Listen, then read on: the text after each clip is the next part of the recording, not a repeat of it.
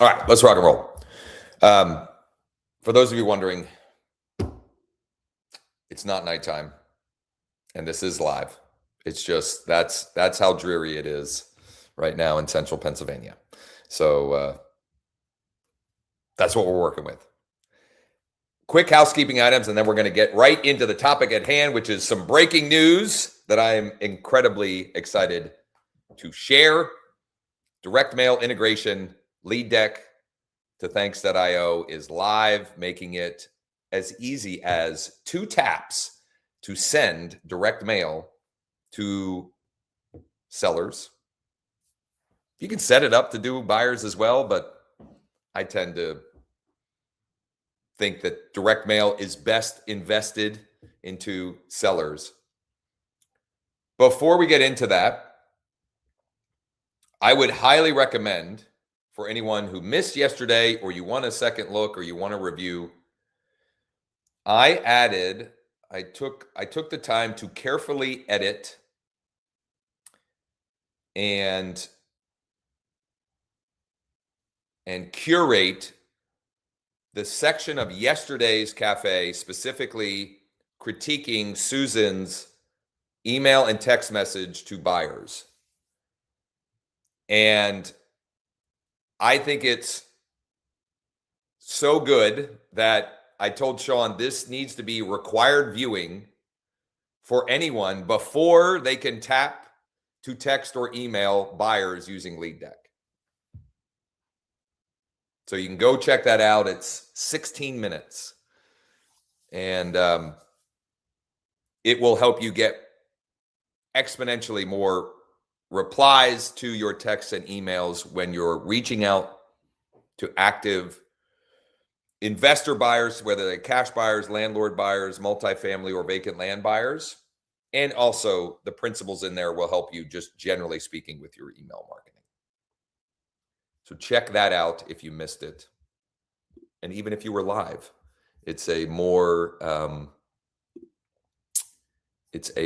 clear and concise version of the live, which includes a good deal of my ramblings. I'm going to share my screen and we'll get right into it. As of now, you can directly integrate a Thanks.io direct mail account with LeadDeck such that when you're on your phone, it works on your laptop or desktop as well. But most of the time, for me anyway, when I'm actually doing my cold outreach, I am tapping on my phone. And here's what I'm going to do. I'm going to show what it would look like on your phone. I'm going to grab one that I actually want to send to. And then I'll go back to my screen share and I'll show what's happening. So moving forward, and then I'll take it all the way back to the start. What do you need to do to set up the integration? Let me also say, before I even get to that point, if you need help with any of this, just ask. The Thanks team is on board, ready to go to help with anything on their end. And obviously, we will help with anything on our end. But it's literally you copy and paste, you create a direct mail list, and you're ready to go. All that said, will help if any of that becomes unclear or confusing for anyone. I'm going to pull up a deck that I was working earlier this week. It's 4 properties, multifamily properties in Perry County, PA. And I, earlier in the week, before the integration existed, I was tapping to call and text and email. I have not heard back from this one. So right here, green mail postcard. I tap the green mail postcard. It says, so Stuart, it'll confirm before you push it that the naming structure is right. And even if it's not, I'll show you how you can edit it after the fact. So you could still push it to make it simple and easy.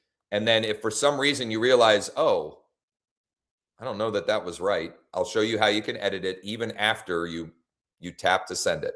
but it will confirm the recipient, the address. So this is the mailing address because this is an absentee-owned property. The mailing address is Florence, Indiana, and the property address for the multifamily is this. I'm going to then, I lied. It's 3 taps, maybe 4. I'm sorry. You have to choose a mailing list.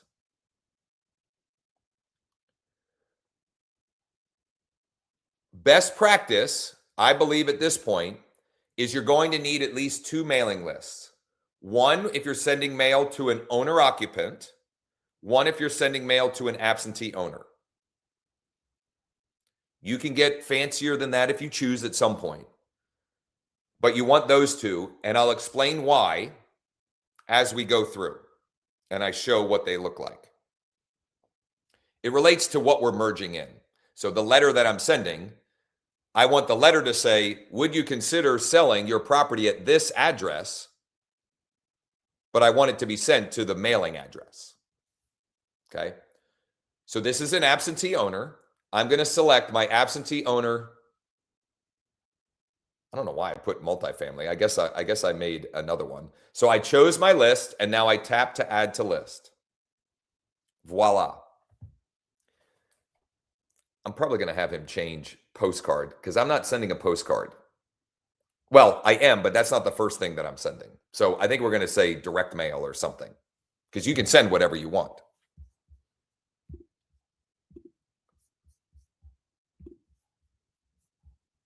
What happens when I tap is they get added to a mailing list.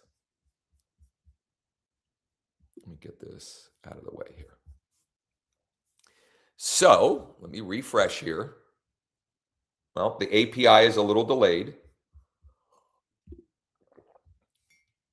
But this is one I added yesterday using the exact same process. So you can see the naming is correct. This is their mailing address. And this is the absentee property address. So that's the actual property. This is where their tax bills are being sent. Once they're on a mailing list, the way we set up the automation for the direct mail to go out is you need a campaign. I'm going to say this multiple times. If any of this is confusing or any of this you get stuck, there's a whole team of people ready, willing, and able to help with this. Okay. And also, once you set it up once, you can set it. It's set it and forget it. Now, you may not want to forget about it because you may want to tweak, may want to add something, whatever. But it's not something that you constantly have to do. Once it's set up, you can literally just tap and send the direct mail. What I am sending to these folks, at least currently, looks like this. So this is my absentee owner multifamily campaign. And what I'm sending is a windowless letter that looks like this. Hi, Timothy. Is there any chance you'd consider selling your property at 51 East Main Street to a private client of ours? Notice it's not the full address. It's just the street address. 51 East Main Street is the 2 unit that they own in New Bloomfield. But this is being mailed to, I can't remember. I think this one had a California address, maybe. I think the API runs on like a 5-minute cycle or something like that. So we'll see. I'll continue to refresh to see that. Oh no, Pasadena, Maryland. I read Pasadena, and I was thinking we were going to the Rose Bowl, but it was Pasadena, Maryland. So and it might be lovely there as well. No judgment if you're in Pasadena, Maryland. So that will go out. And the way the campaigns work is the soonest you can set it up is 1 day later. Meaning, if I tap to add someone today, that letter will go out tomorrow. Which also means, you can panic, abort, whatever. You have a window of time if for some reason you don't want that to happen, okay? If after the fact, you're like, I don't think the naming is right on that. It looks like it's last name, first name instead of first name, last name. You can edit right here and edit the information. And if I just wanted it to go to Timothy, I didn't want Michelle to be referenced or whatever, or I didn't want the middle initial, because I think the one that I just fed in had a middle initial. Okay, so how do we, well, actually, any questions on that? Well, hold on, two things, and then questions, and then I'll show for those who are interested and the DIYers in the group what you can do to set it up. I will drop this document. Go ahead, sorry. Well, in the letter it said Timothy's, but when you went into their contact record, it had both of their full names. Yeah, so that's a good question. How did that end up? That is because I am merging first name one. Oh, so it automatically grabbed his first name. Yeah. Okay, great. I think that's fine. I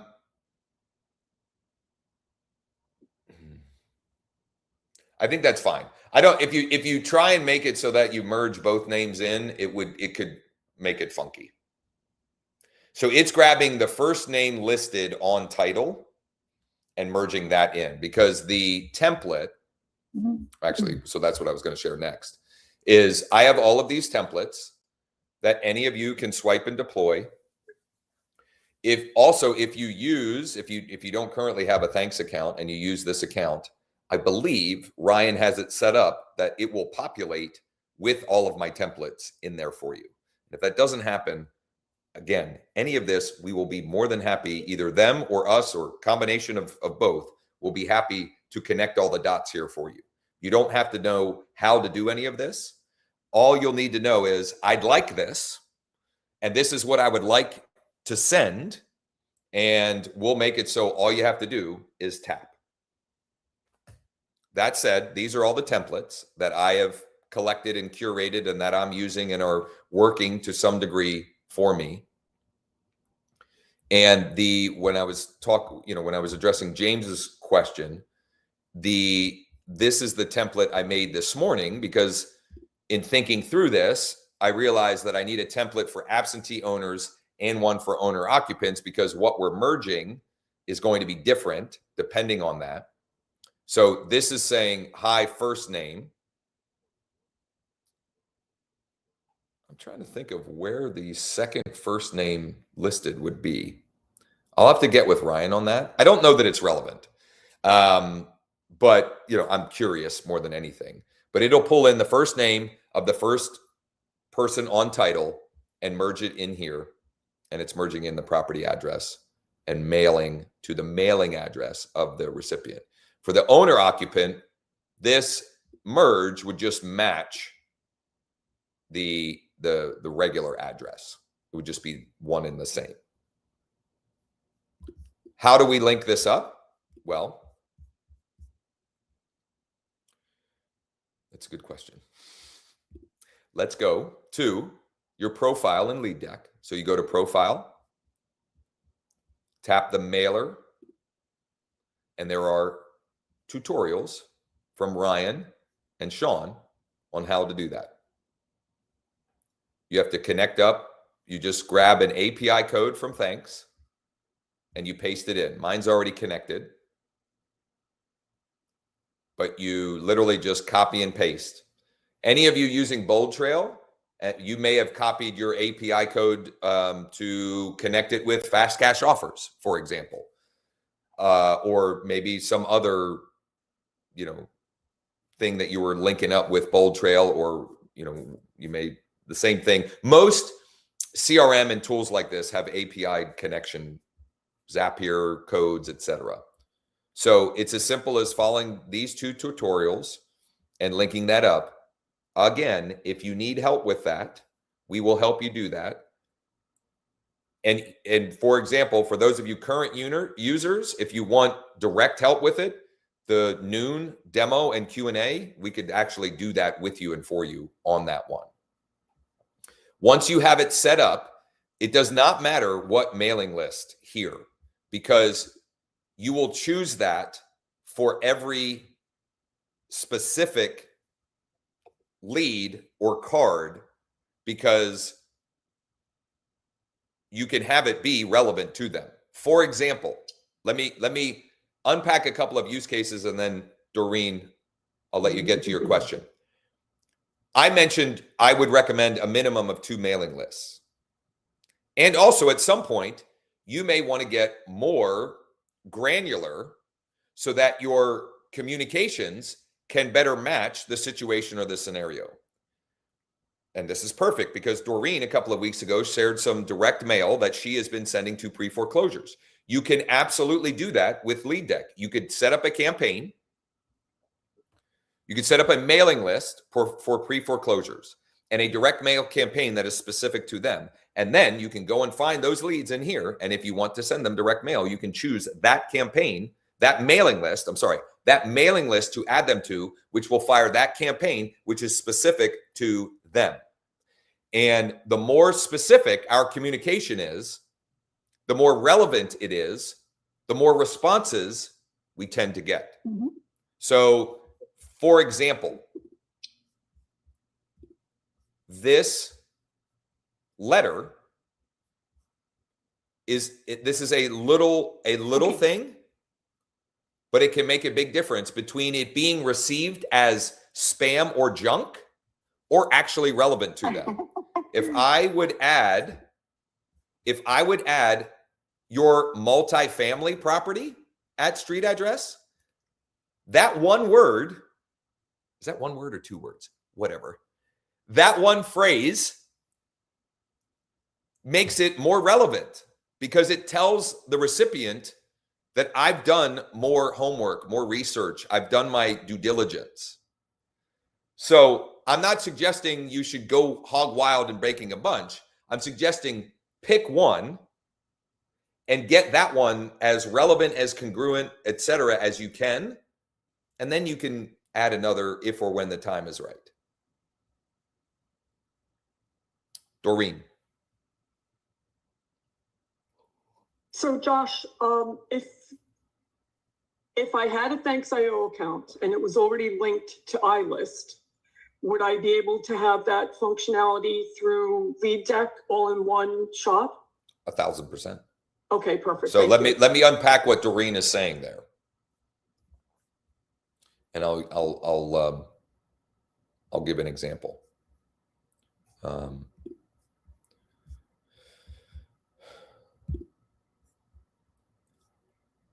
This is a postcard that I send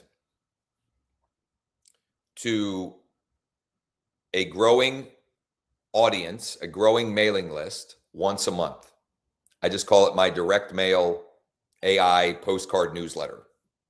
Somebody please come up with a better name for it. When they get this postcard, if they scan the QR code, it takes them to their seller dashboard in Fast Cash Offers. You can set that up, and if you want, you could add people from LeadDeck into Thanks and have that your postcard template is set up so that when they scan it, they're taken to their dashboard. And actually, let me show this one I'm sending to anyone that I have their address. But what if I want to send something that is more of a direct call to action? Because this one I view more like insurance, meaning I send these so that people don't forget to reach out to me if or when they or someone they know is thinking about buying, selling, or investing.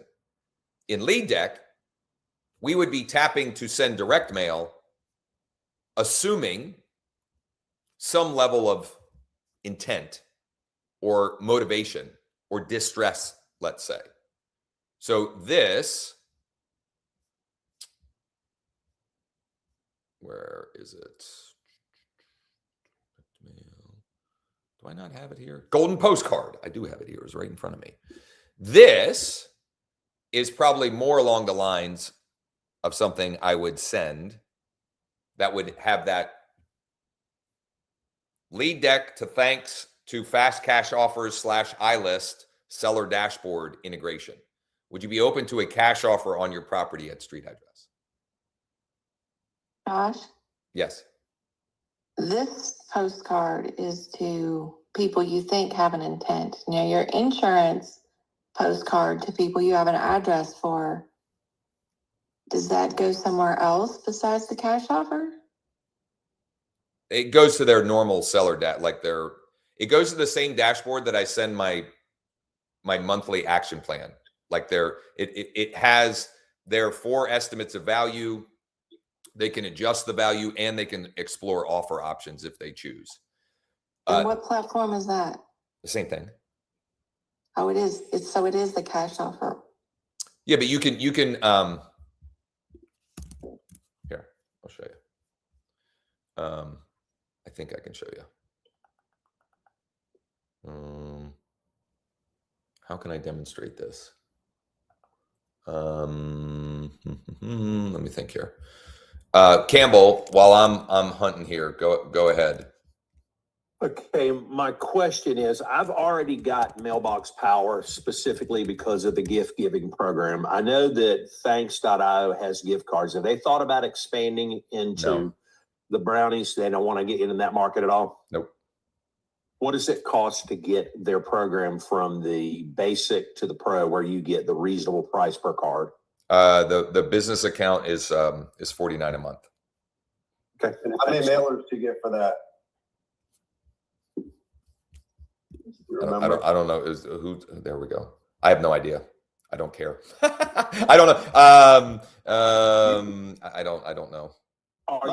I send so much that I just don't care. But that's a good question. Somewhere I think it would explain here. I was just trying to help people. I mean, if it's $50 a month, that includes the mailer. So as long as you're sending like, I forget the break even is if you're sending 1 a day, it's break even. Yeah, I think of it. It's 1 or 50 a month. It becomes break even between what you're saving versus the free. Because well, you can't. I don't know that you can do the API connection with the free account. So if you want I had Ryan hook that up for us. Oh, okay. So you can use the free account. It's just that your mail pieces will be more per piece. Yeah, I forget what the break even is, but it's pretty low. Yeah. Josh, are you recording 12? I've got to be on with Smarty today at 12. Yeah. Are you recording that one? Yeah, those I would say those I am. I don't know that I would recommend that you would go back and watch those. Okay. Those are more for people that aren't using the tool yet and want to see a better demonstration. They are open and welcome to all, but for someone who's been using it for a while, I would say generally speaking. You've already given my answer. Thank you. I appreciate it, buddy. You bet. So, Stephanie, when I'm sending an email or I'm sending that postcard and they scan to engage, they won't have to do this login process, or in a perfect world, they don't. I guess sometimes it whatever doesn't work exactly as prescribed, but when it works correctly, they are immediately taken to this. And by immediately, I mean it takes a couple seconds to load up. But this is their home value dashboard. So it's got values. Joe is working on a fix for this. The image of my property is not here because it will pull the street view, the Google Street View. But if there's no street view, it's not pulling anything, or it's pulling a broken image. What they're adding is it'll show the map view, which Thanks already does that. So on the postcards that have the street view, if there's no street view, Thanks will show an overhead map view. Joe is working on that for this.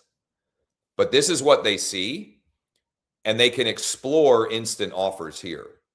However, if you've got the marketing suite, you can send people directly to their cash offer portal as well. Let me think through how I can demonstrate that. Actually, let me try this. My concern is I don't think I would want my, like, say, past clients to receive a cash offer valuation. I'd rather them see more of a retail sale, because I don't want them thinking that I think their property is worth a cash offer value. Okay. Well, that's not what this is sending them to the home value dashboard.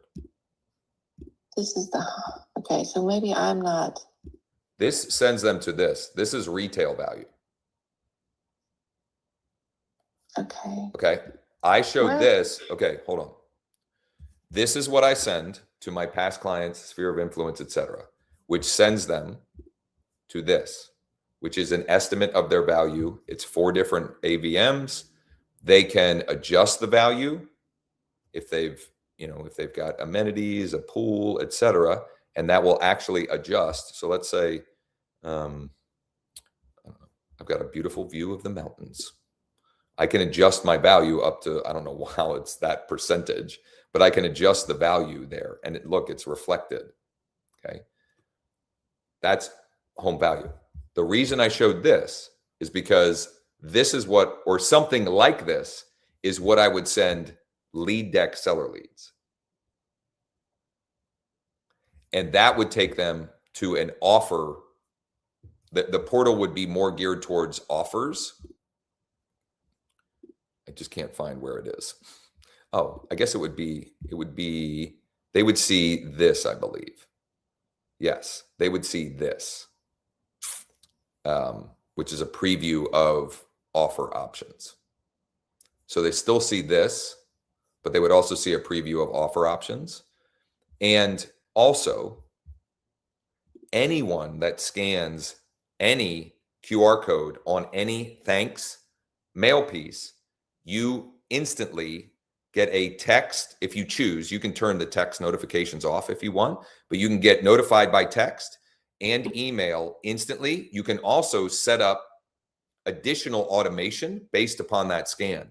So anyone that gets a direct mail piece from me and scans a QR code, they automatically get added to my monthly postcard, because I want to have that insurance in place that if or when they're ready to consider or have a discussion about buying, selling, or investing, that they think of me.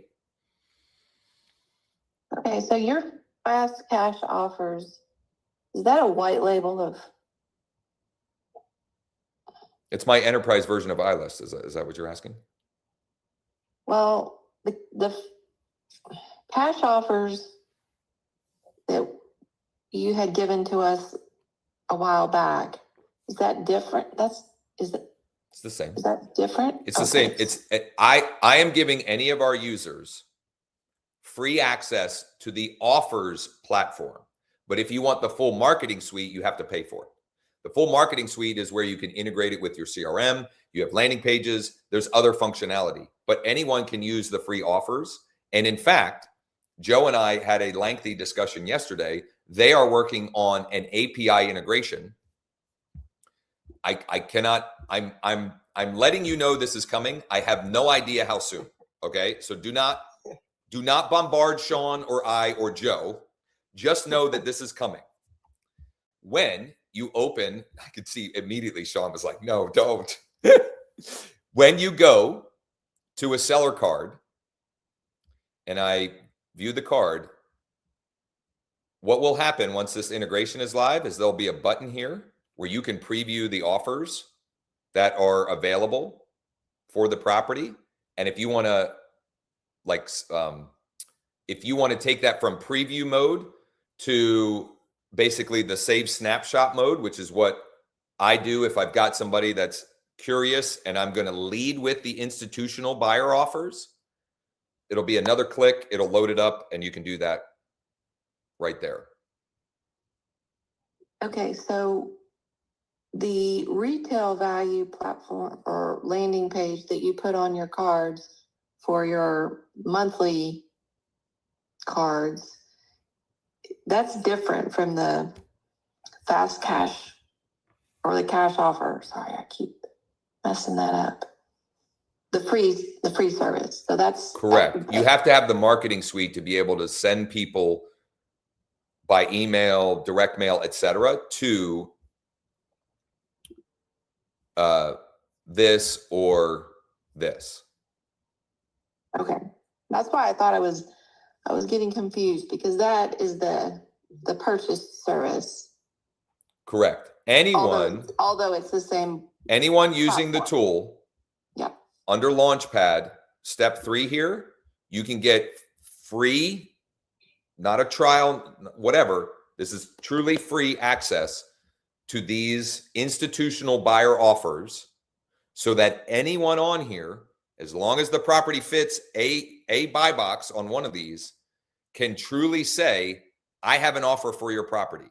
The property owner might not like it.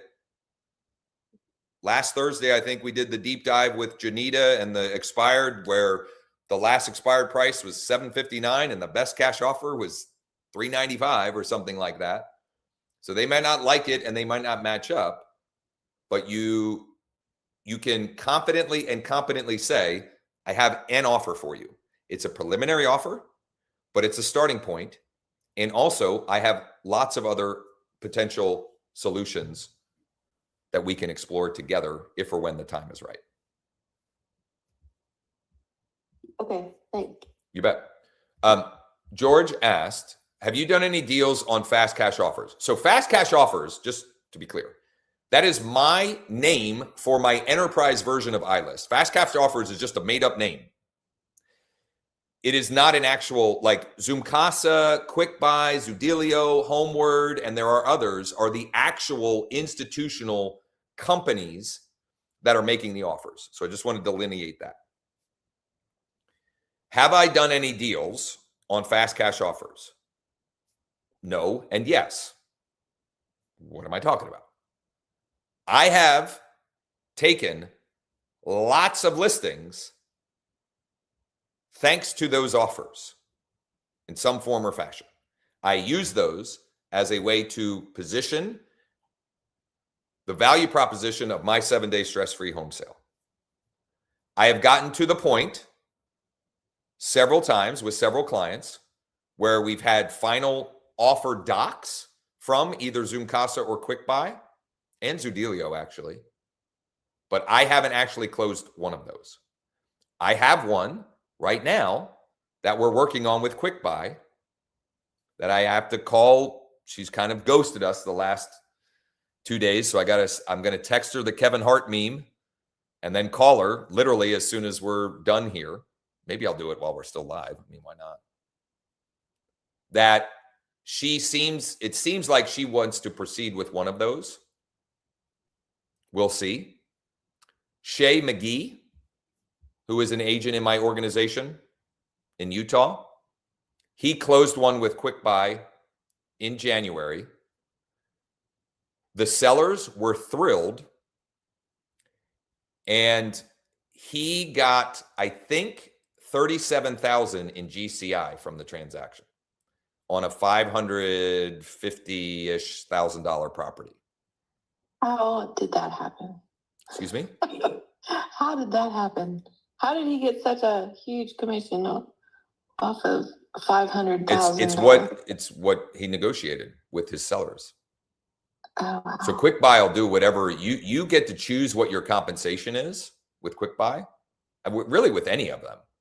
It's just that if you increase your compensation, that's coming off the net to the seller, right? So it's whatever you negotiate with your seller. The one that I'm negotiating now, I forget what I don't remember exactly what I did, but I've I'm going to have Shay on for an interview. He and I have just been, he's busy, I'm busy, whatever. And we're 2 hours apart. We're going to do a case study of that where he'll break down exactly how that all came about. And the client in that one, I think, was a referral from somebody in his sphere of past clients, just for those who are curious. And George said, I'm working on one now with Zoomkasa. I had one in December with Zoomkasa, and we were like a week to 10 days out from settling, and the seller just backed out.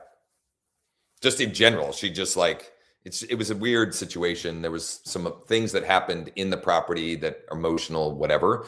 But Zoomkasa was great about it. And we were close to, close to the finish line. And it wasn't Zoomkasa's fault. It was just, the buyer, or I'm sorry, the seller in that instance, just had a change of heart. So we had to pivot. Any other questions about the direct mail or anything? Josh, can I add something on the cash offers? Sure. The way that I've explained it at the higher commission, because I charge 4% when I do the deal, I've never had anybody kick back on it because I tell them it's 2% for the first deal, 2% for the second. I'm actually running 2 transactions for you, and I'm giving you a discount. I charge 3% standardly. You're getting it for 2% each. And people don't even bat an eyelash at that. Yeah. I mean, it's just like anything else. If you can communicate the value and demonstrate, value, people will be more likely to do business. And it only works for a seller that has a pain point that needs to get out, and they need to get out now. Yeah. So I sent Nirmala, since we're on this topic, I might as well call her real quick. The Kevin Hart meme. Please leave your message. Oh.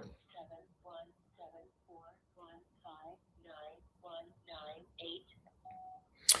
Hey, Nirmala, it's Josh. I was calling to see where you are at with the quick buy offers from Cheryl. I think there's an expiration on those. I believe it's the 26th, which would make that sometime mid next week. There are other options we can explore as well if you didn't want to go that route. I just would like to let her know one way or the other what you're thinking. So if you could text or email back and just let me know what you're thinking, if you want to go with one of the 2 options they presented, or if you want to explore other options. Thanks, and chat soon.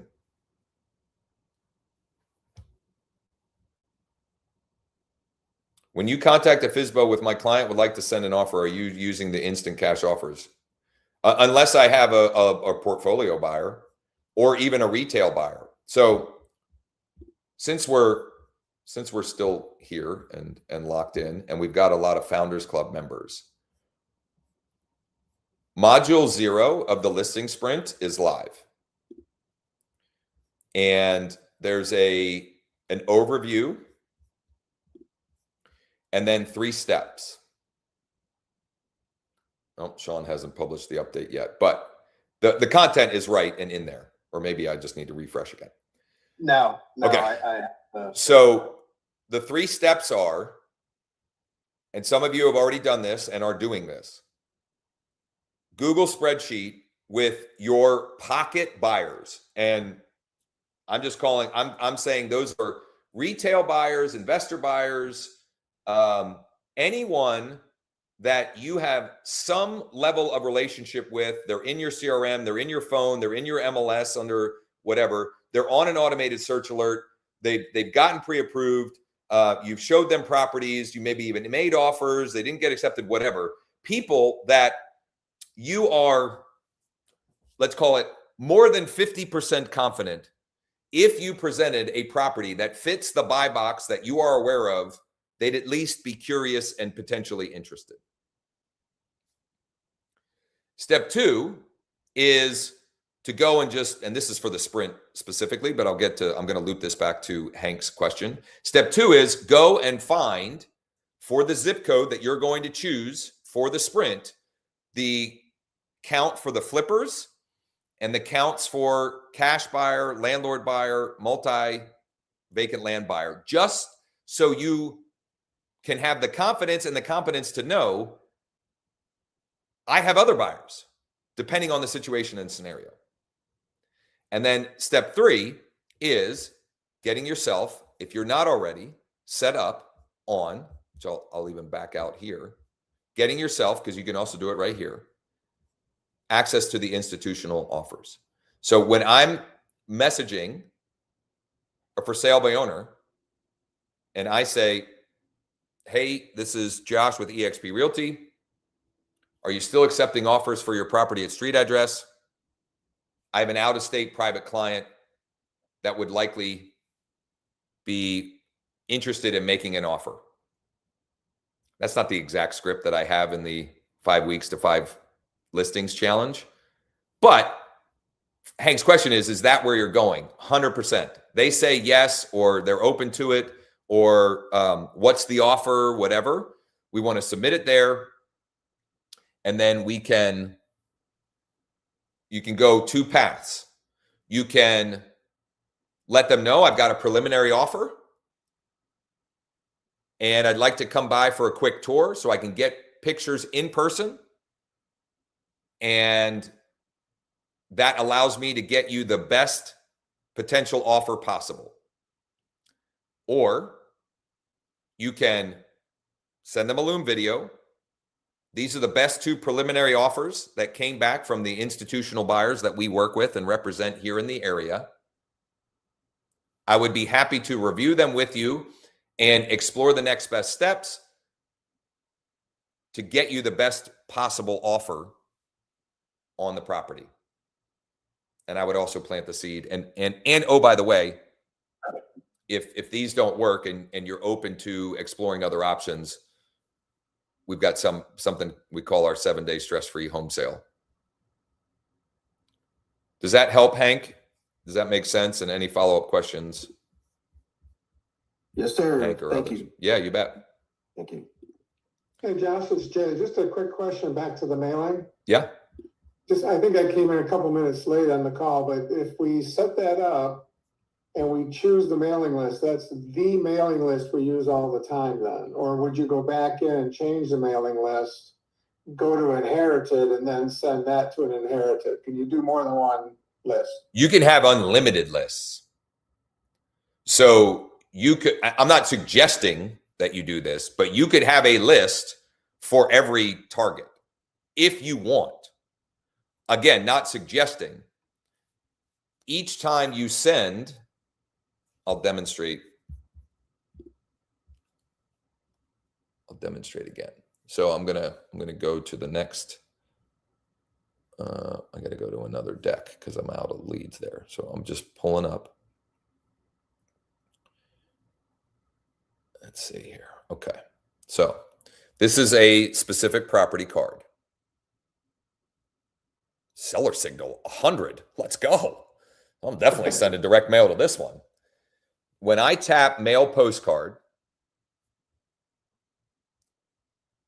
I'm not sure what we should say that for because I'm not mailing a postcard. We'll figure that out. You get the point. It's going to be send mailer. Send mailer. Okay. Or send mail, send direct mail. I tap that. It confirms the information. Okay. So this is interesting. This is multifamily, but they live in one of the units. So it's not absentee owner, whatever, doesn't matter. I can choose the mailing list. Okay. And I have a lot of them.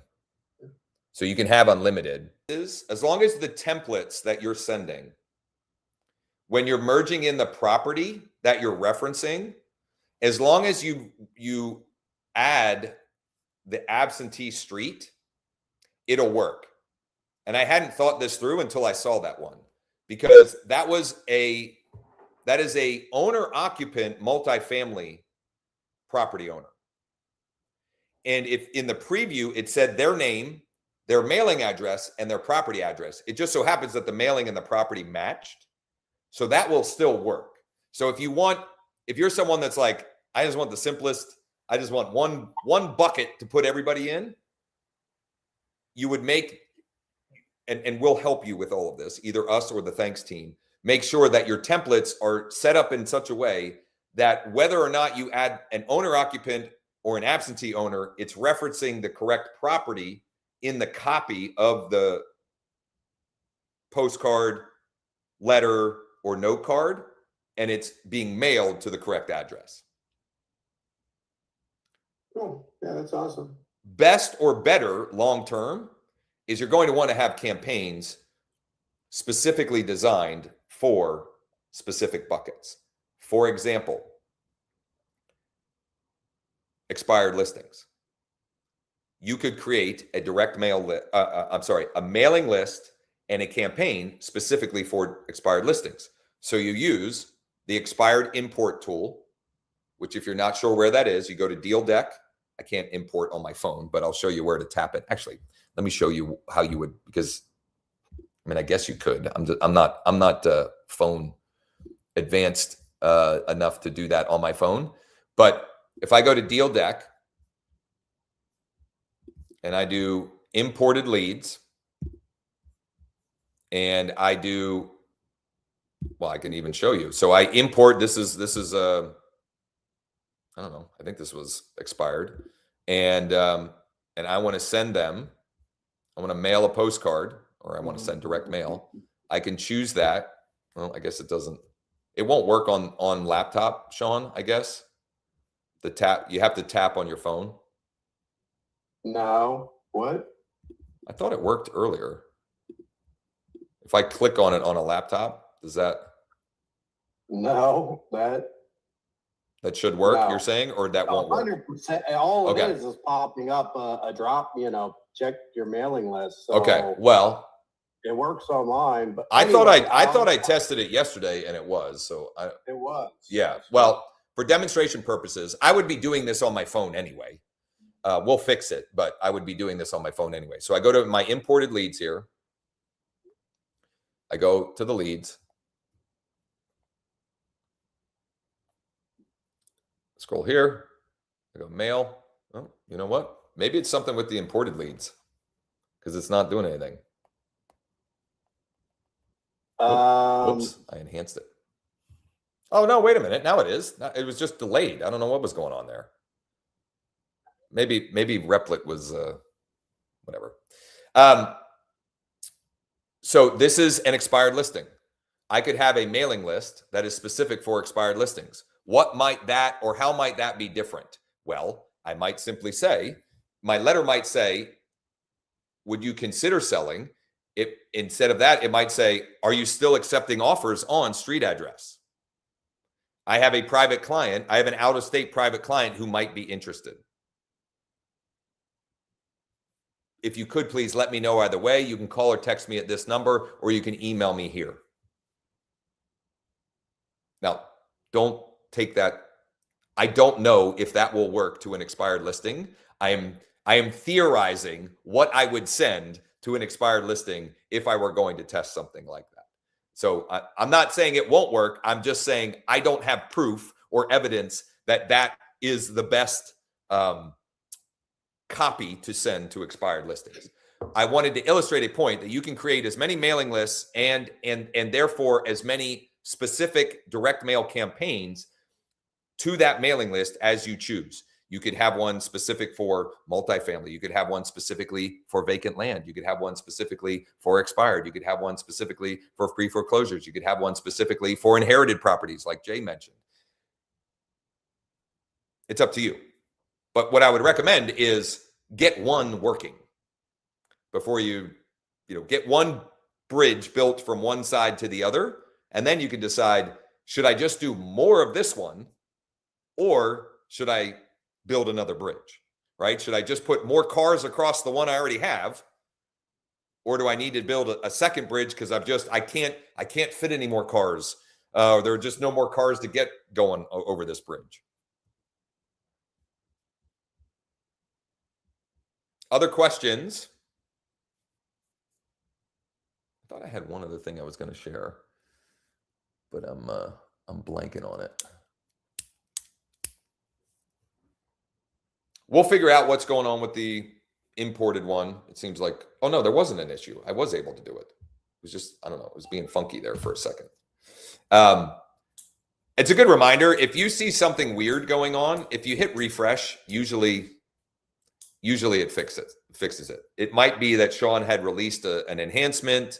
It could just be that, I don't know, something wonky was going on. So you can just literally hit the refresh button on your browser, or sometimes, you know, if to be extra safe or sure, you might log out and log back in. But usually that will overcome anything that seems off or wonky. And if not, obviously let us know. Speaking of wonky, we get a lot of email updates on the calendar. The link is changed or something like that, but it's always, 9:30. And there's so much information on that email and dates. I don't know if that's something we really need to pay attention to. Is that automatic? You're saying the morning email that goes out? So well, yeah, like I guess I should know this. You all don't get reminders if I don't do that. Is that right? Well, the reminders, I use one that I just saved from a while back, and because the ones that come out are like at 9:28, and I'm usually logging on before so that. I manually do that before I go live. And I don't have to do that. Just very authentically and transparently for me, if I'm doing these, I want people that hear. And Sean and I were actually having a conversation about this before. We live in a world where if we're not constantly reminded, we can legitimately forget about stuff that we actually wanted to attend or be part of and realize later. So it may be that I can play with some settings to do that, but what you're referring to, I am manually sending. It's the last thing I do before I hit the start button. But to answer your question, Stuart, if I send an email, it's very important. If Josh, you can pick and choose. You can pick and choose. Because I will be sending an email this morning about how module 0 or day 0 being open for listing sprint, the new thanks stuff. I'll be sending some updates, but mine are, I put my heart and soul in those. Josh, he just rips stuff out. So you just gotta, choose which ones you pay attention to. That's all. So one that I got earlier, at like 9:20 or something, it says the subject, meeting information has been updated, breaking news.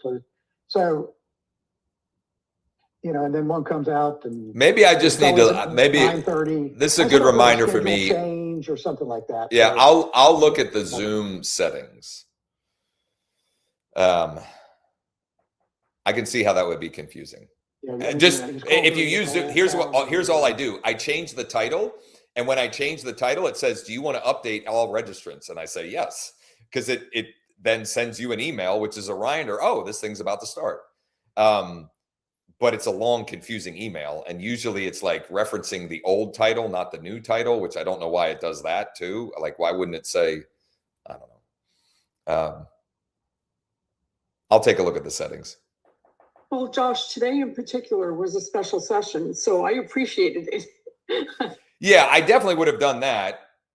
When I add or delete sessions, I want to notify people because I don't want people waiting when I'm not going to be there or missing something that they actually wanted. But the regularly scheduled ones, there may be something I can look at. And I'll get them other days as well, not just today. So like the time change, or did you add the date onto the calendar, or did you take days away, or something like that? But yeah, you get the long, all year long, and it's like, I don't know what's changed. So yeah, I think it's just system generated. So just ignore and be on at 9:30. Okay. Next Monday, Tuesday, Wednesday,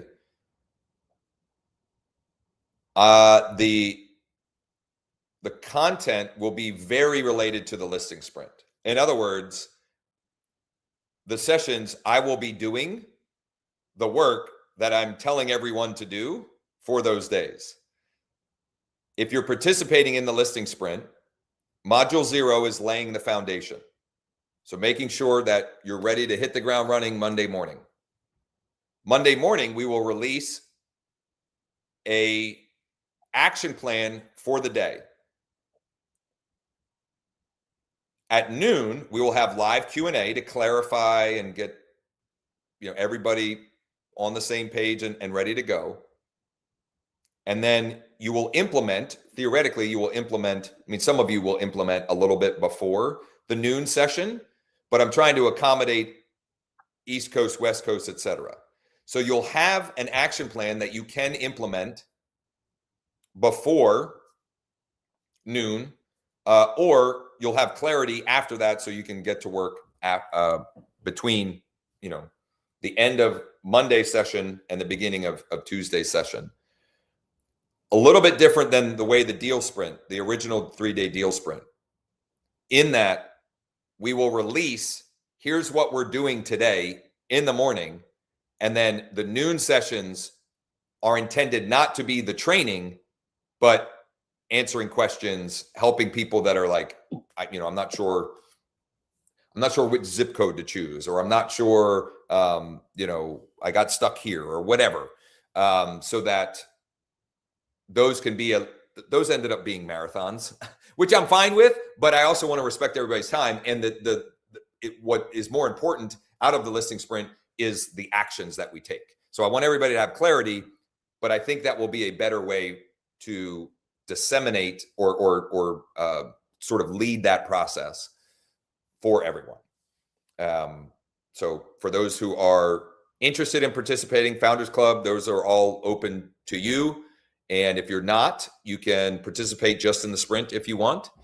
And you can do that at LeadDeck.ai/listings. LeadDeck.ai/listings is where you can enroll, and you can, you can get started on module 0 this afternoon or this weekend.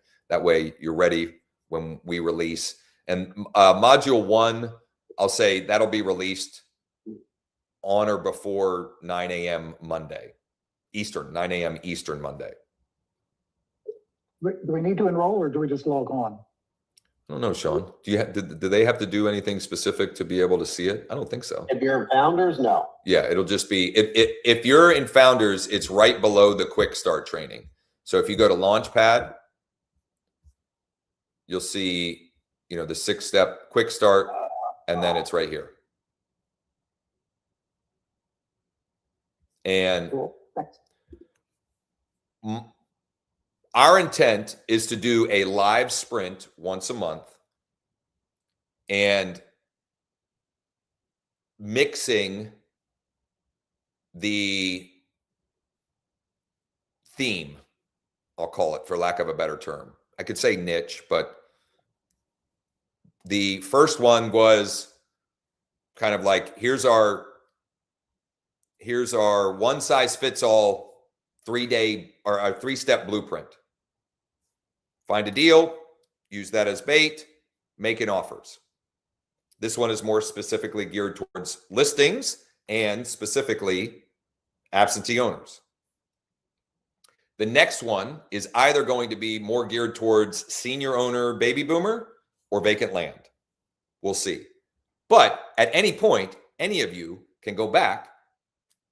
You're like, I need a reboot, a refresh. You can go back and go through them at any point, because you'll Founders Club in particular, you have access to all of the lives and all of the past.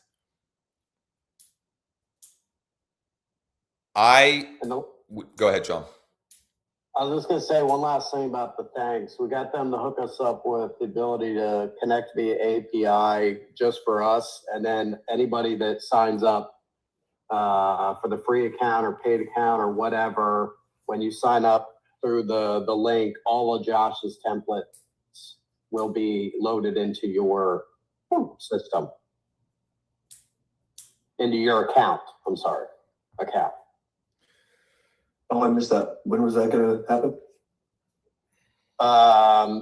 2 things. If you don't have an account, we have a link in there on Launchpad, and I'll also send an email, but it goes to a page with Josh's weird photo. And if you sign up, Why am I you catching create a your free stray? That account seemed there, unnecessary. you'll be able to, all of Josh's templates that he uses will be loaded into your account. So you're not working off of, well, you'll have access to Thanks templates and Josh's templates. If you already have a Thanks account and Josh's templates aren't loaded, you just contact Thanks and they'll load Josh's templates into your account. Cool. 3 things that I'm going to wrap with.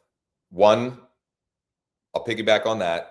And it also relates to what I started the session, which is the critique I did with Susan yesterday that I would recommend you all, if you weren't there yesterday or you want to go through it again, it's on Josh Shanley Coaching. For Founders Club members, it's going to be like mandatory viewing before you start tapping to text and email buyers.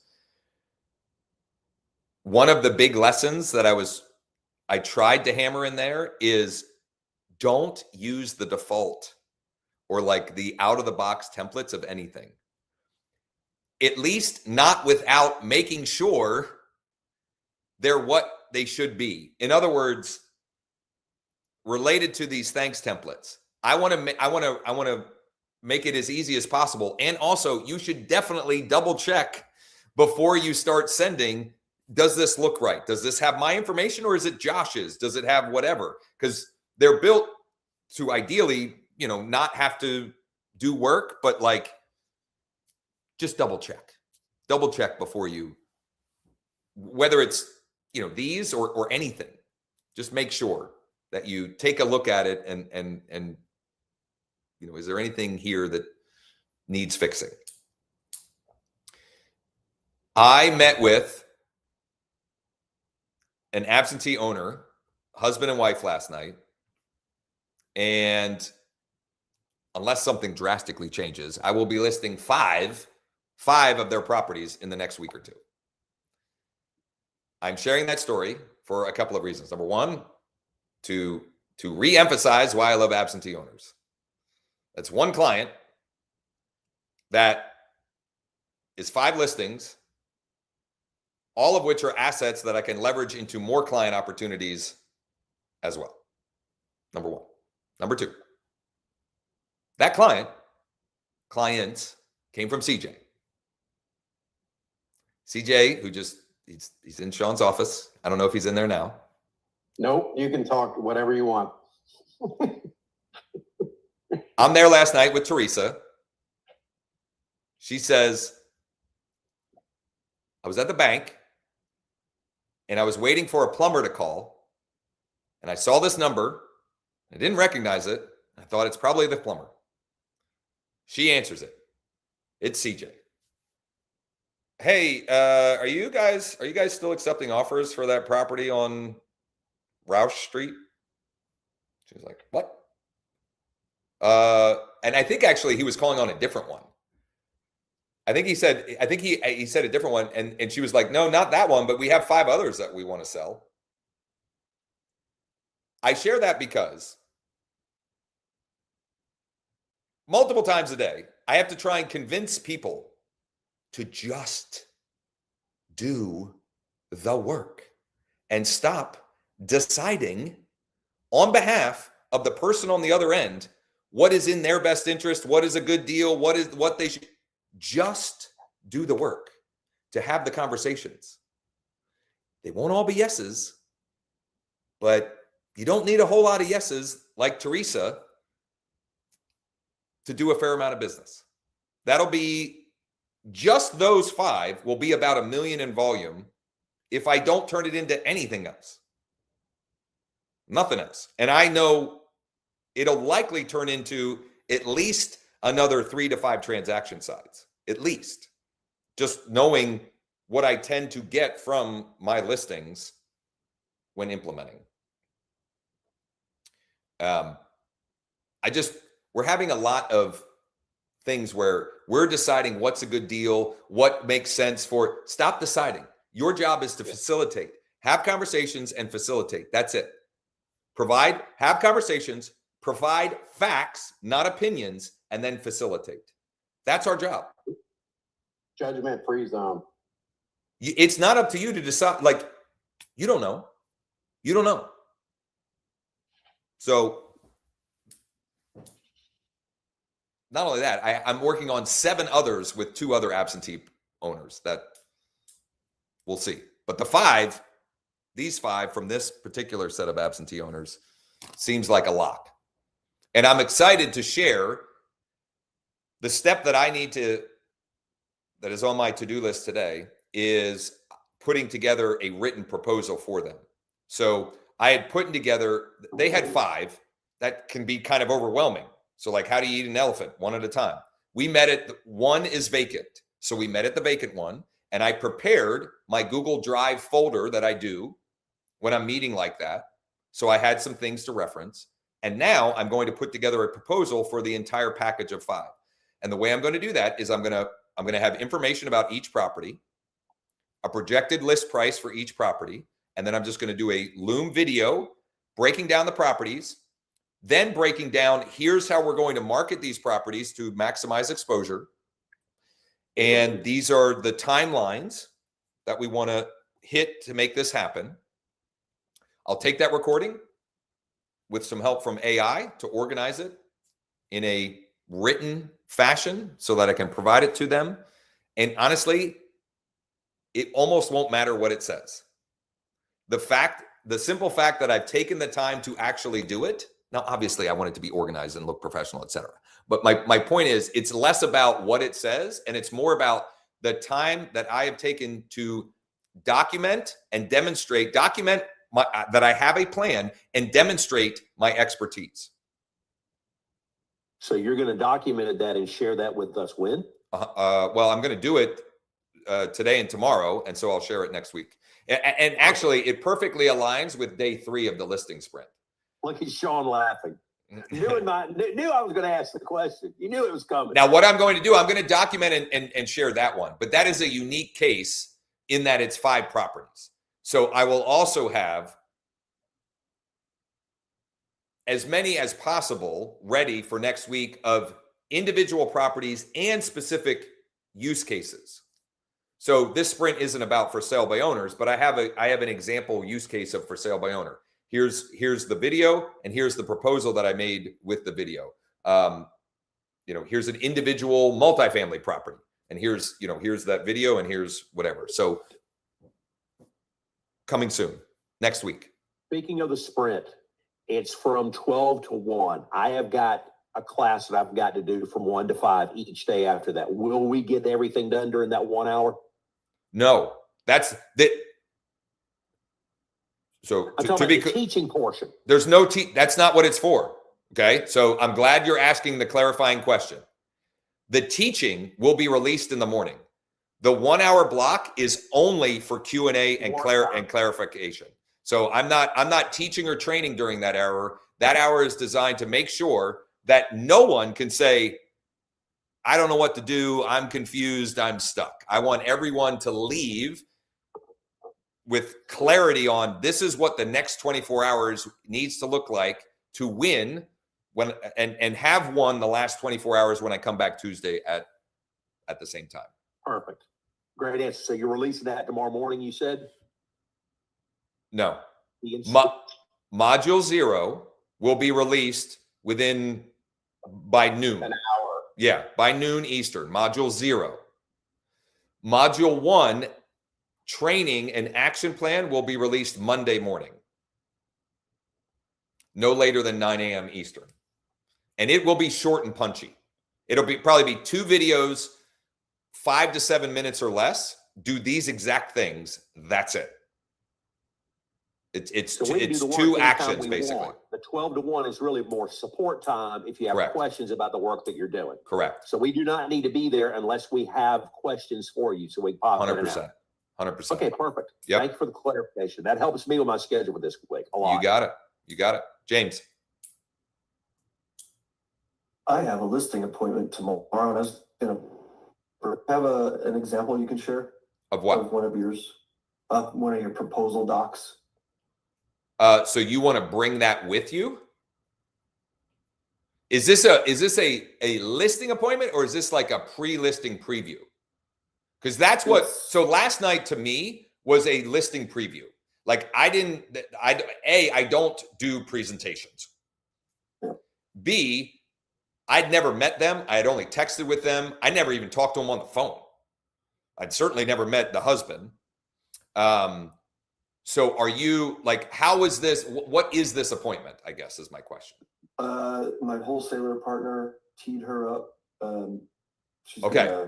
This is how I would handle it. You can handle it however you want. I would.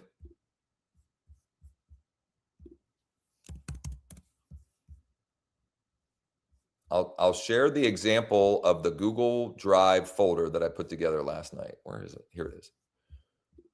Yeah, I need to start doing that. Okay. So it doesn't, don't think about this as like you have to exactly do this. And what I mean is I've got an RPR report. I've got a Remind report. If you don't have Remind, don't like, it's just collecting information so I can see, I want to get as broad a view as I possibly can of the property. So in this is what I include. As many AVM printouts as I, deem feasible. So for me, that's RPR, it's Remind. And I have access to, I didn't even do this on this one, I forgot. I have House Canary because I have a UWM login and it's free. I don't pay for it.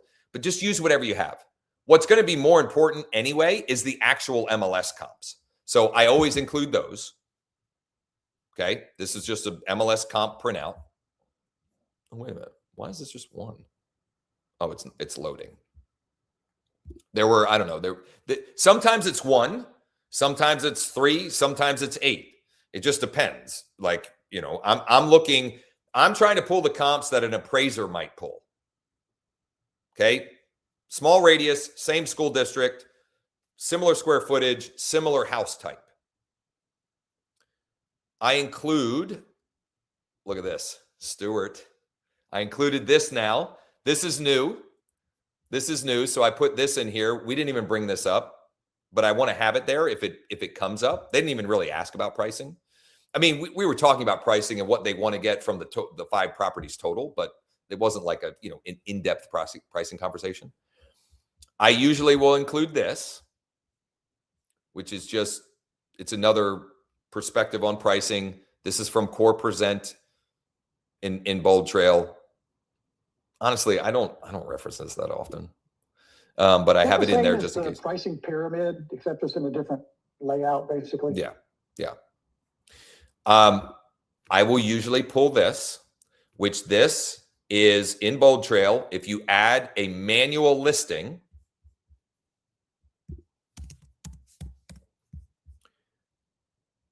if you go to listings and you do manual listings, okay, this was the property last night. You can generate, they just call it a pitch sheet. I don't know why, but you can generate a pitch sheet. And so I think this is kind of cool. So this is the total number of active buyers. I think what they're saying is that's how many contacts are in Bold Trail accounts that are tied to EXP. In other words, if you have an EXP Bold Trail, that's how many total buyers. That is just, I don't know, it's impressive, right? Yeah. This is the number of active buyers in the US at the $200,000 range, because that's what I put in that number for this property, because based upon my research and what they had given me pricing thoughts on the whole package, it made sense. Then there are 713 in Harrisburg, and then active in Harrisburg in that price range, 667. Now, sometimes it says 7. Any number. Is this property listed, or this is just you playing around with the manual listing? This is me entering it as a manual listing. So I have this and I can demonstrate to them. Is that home actually listed, or it's just No. in the manual? Okay, cool. No, you don't. It doesn't have to be. I do this like, this is one, it's now listed. This is the expired one that I've told the story of several times recently, where they picked me because I told them who the 2 buyer buckets are and I had a plan and I documented that I had a plan. I made the pitch sheet for them too. And that I included that in my follow-up with them. So I had on my appointment, like James, you're going tomorrow, I had this folder organized and we really just had a conversation and I was demonstrating that I was prepared, that I had a plan, and that I had proof that I can get them the end result. Okay. The other thing I include in here is, and I need to update this, but this is just a bunch of MLS printouts of properties that I've sold. Your proof might be, you could print out Google reviews, whatever, just some proof that you're legitimate. If you're brand new, borrow proof from your office. Like, find a way to provide proof. You can provide proof even if you're brand new. It might just be proof that, other people in our office, whatever. I think that's it. So I have AVM printouts of some kind. I have the actual MLS comps of some kind. I have information on pricing, the buyer proof on some level, and then proof that, that I can get the job done, or proof, case studies, whatever on, you can on that. And then in my presentation to them, in my proposal to them, this property, an owner occupant is the best buyer. It's renovated. It's not like, it's renovated well enough that the most likely buyer is an owner occupant buyer. The rest of them, the most likely buyer is an investor buyer. So I will absolutely be using LeadDeck as part of my proposal to them. And one of the things that I'm going to, because we even talked about it last night, one of the things that I'm going to do is tell them, you see what was the zip code?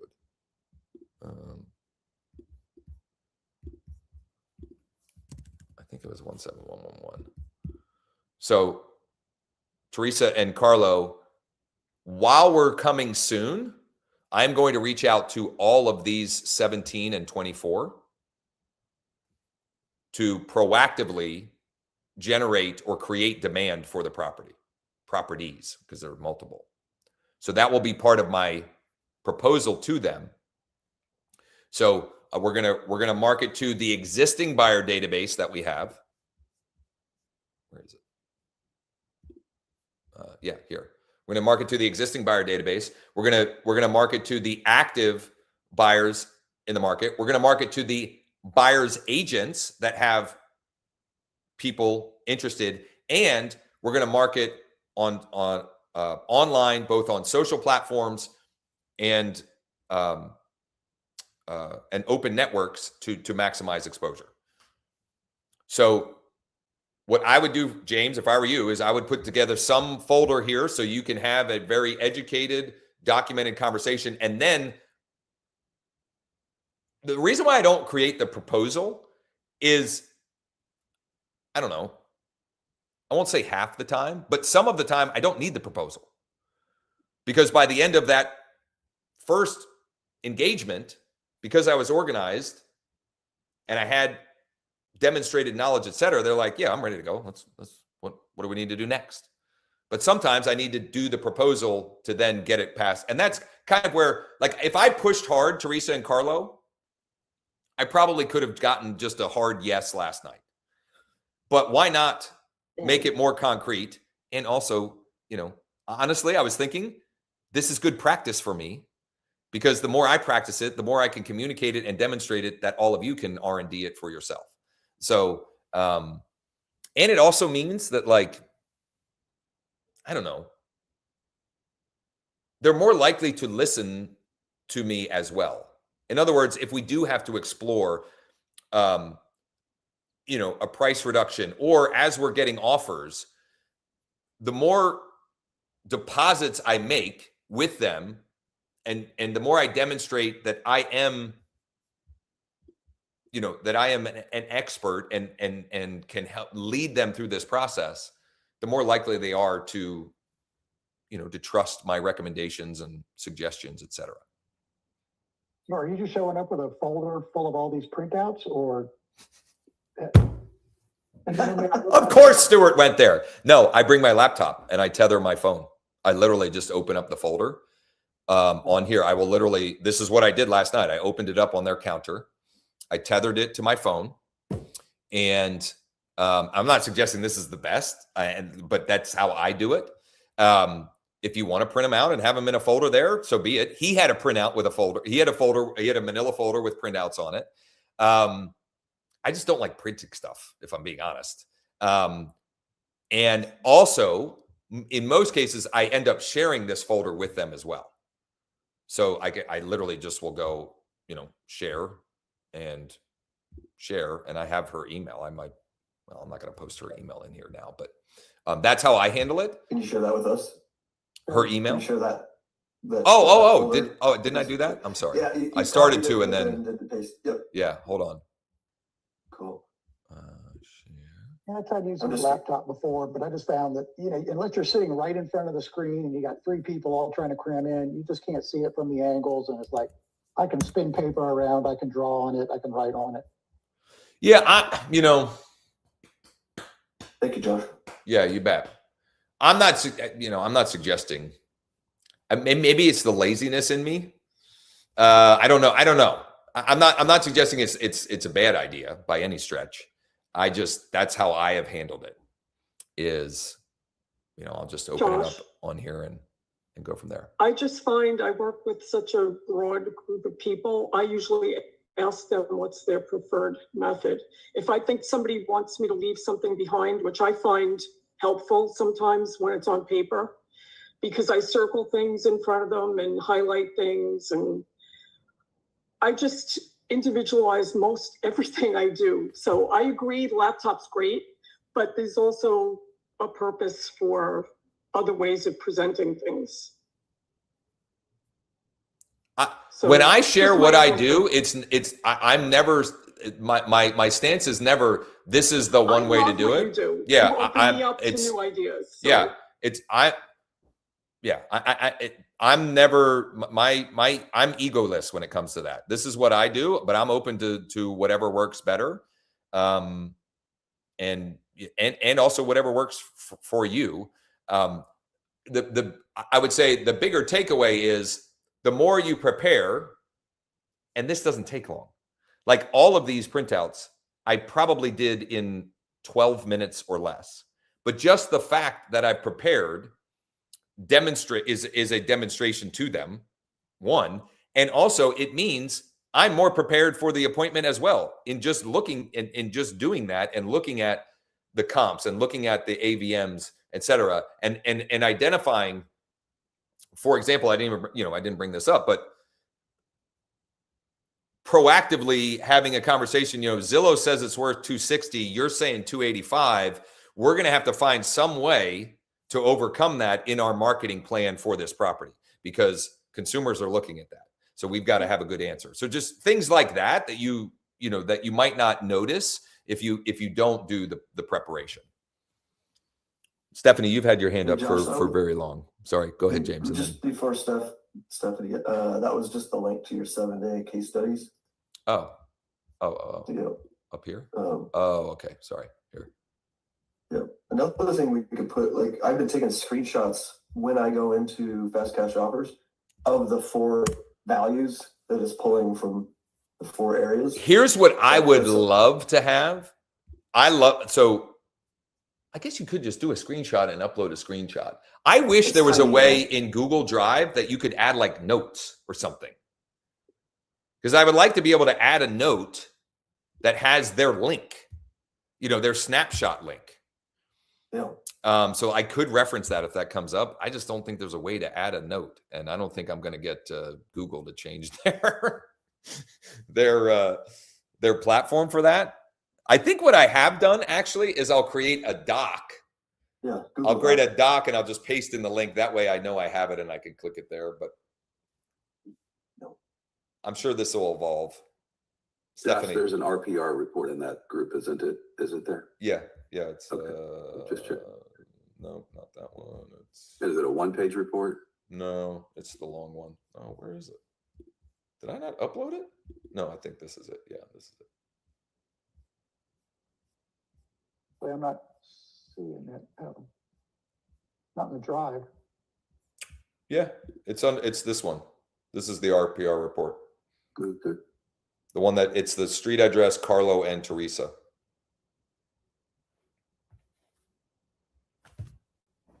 Go ahead, Stephanie. I just wanted to ask again real quick, your conversation last night, where did you put that so I can go back and look at it? What do you mean? Oh, you said you were talking to somebody, I can't remember her name. You had the conversation last night. You said it's in coaching, it's in your coaching. Maybe it's on YouTube, but I don't remember. Oh, the one that you merged down. That to was 16 with Susan and the texting and emailing scripts. Was that what you mean? Stephanie, yeah, I guess. Oh. You had said that we needed to take a look at it before the sprint next week. Selective hearing. That's fine. Module 0? Yeah. So I'll be adding that to module 0 and the quick start. But I don't know that it makes sense in module 0 because it's for buyers and we're like, I don't want to confuse people. Okay. Then it'll be in quick start, but I'll let everybody know where it is when I set out. But I'm not 100% convinced that's what you're referencing, Stephanie. So are you here? I'll circle back around. Okay. And maybe this will catch it one way or the other. Number 1, module 0 of the listing sprint will be released. It's in there, but updated by noon today. At the very beginning, and I referenced it again in the middle, is I really cleaned up and scrubbed the conversation with Susan yesterday, which was an audit of the email and text message she was sending to active landlord buyers for an off-market deal. And we are going to make that required viewing before any new user is texting or emailing or calling buyers, specifically buyers, because this was geared towards that, so that we could be as proactive as possible in what she sent to those 26 had a very low success chance. And so if this existed prior to that, she would have already had better results from that. So I'm trying to proactively ensure that when people are doing the work, that it has the greatest likelihood to succeed from day one or from tap number 1. I'm hoping it was one of those two. So it's a cold email marketing masterclass for realtors who want to close more deals in 2026. It's on the YouTube channel, Josh Chainley Coaching. It will also be added to the quick start, and we'll probably have it as like a pop-up in like a little, I don't know. I didn't even tell Sean or mention this to Sean, but maybe we have it as like a little, don't we have, yeah. Learn how to analyze. Tooltip. Yeah, a tooltip. Yes, a tooltip. That's what it is. Anybody else? I have one more question. Sure. You've got a lot of links that I either don't know where it is or can't find it or whatever. But from LeadDeck, when I'm in there looking at all of the data, you've got links that go /sprint, closers, whatever else that you've got. But I can't find those links. I just have to know what they are. Is there a way to put that in the LeadDeck so that I can get to those links without having to remember everything? Right this second, no, but trust me, I struggle with the same thing because Josh put out a ton of different resources with this week's Closers Cafe, and I'm trying to figure out where in Launchpad to easily organize so you don't have to go out. You just go into Launchpad. So currently, if you go to /CAL, this has us here. And you can also, if you're a Google Calendar person, you can add our Google Calendar, which has both the live links and the replay links in them. So if I go to, let's say, Monday, it wasn't there because I didn't do Closers Cafe. So why isn't, the lab's not on there.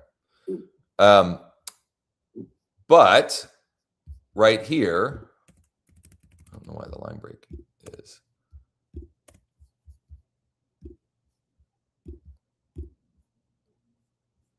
I can share for those. You can add that if you use Google Calendar, you can add this calendar to as a calendar to your GCal. Here, this link, I'll put it in the chat. If you go to that link, you can choose to add it to your Google Calendar. It will show as a different. So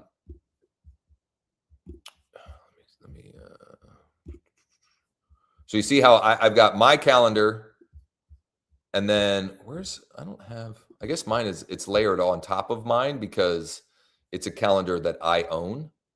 But the greens here are all LeadDeck stuff. And so if I go to next week,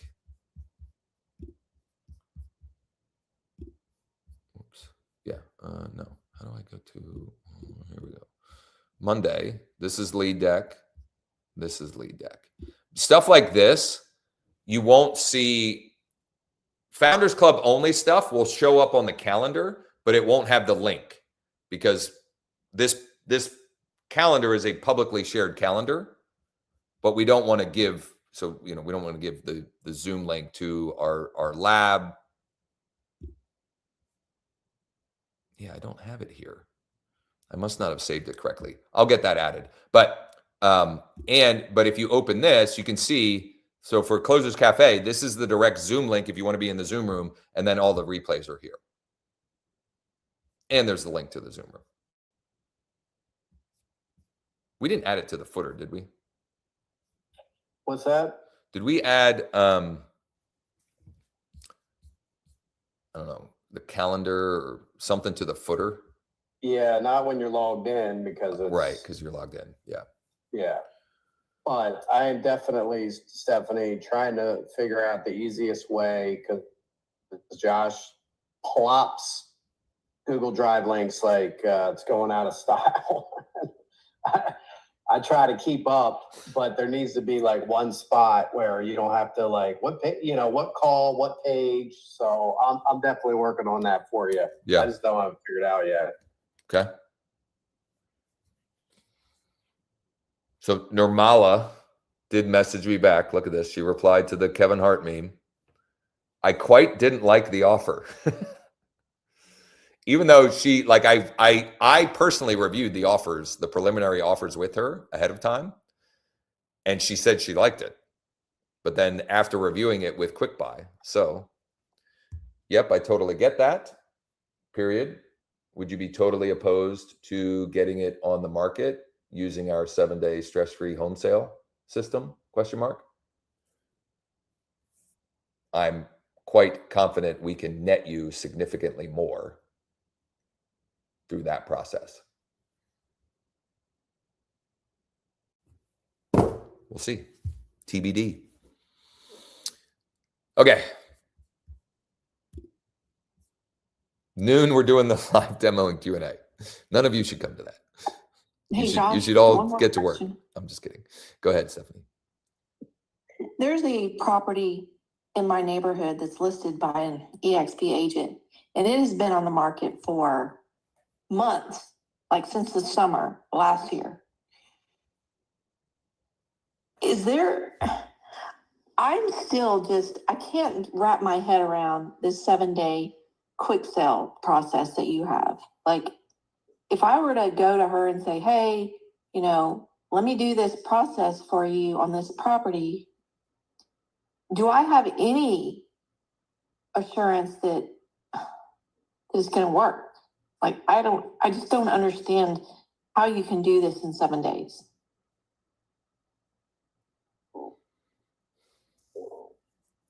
Well, the first thing is, if it's been listed that long, they're going to, for this to have any chance to work, we have to drastically change the price. Drastically.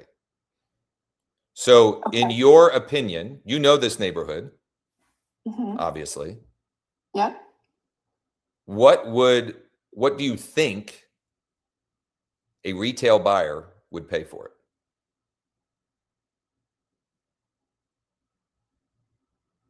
Somewhere over 300 to 325. I mean, there was a house down the street that sold, around 325 last year. Similar.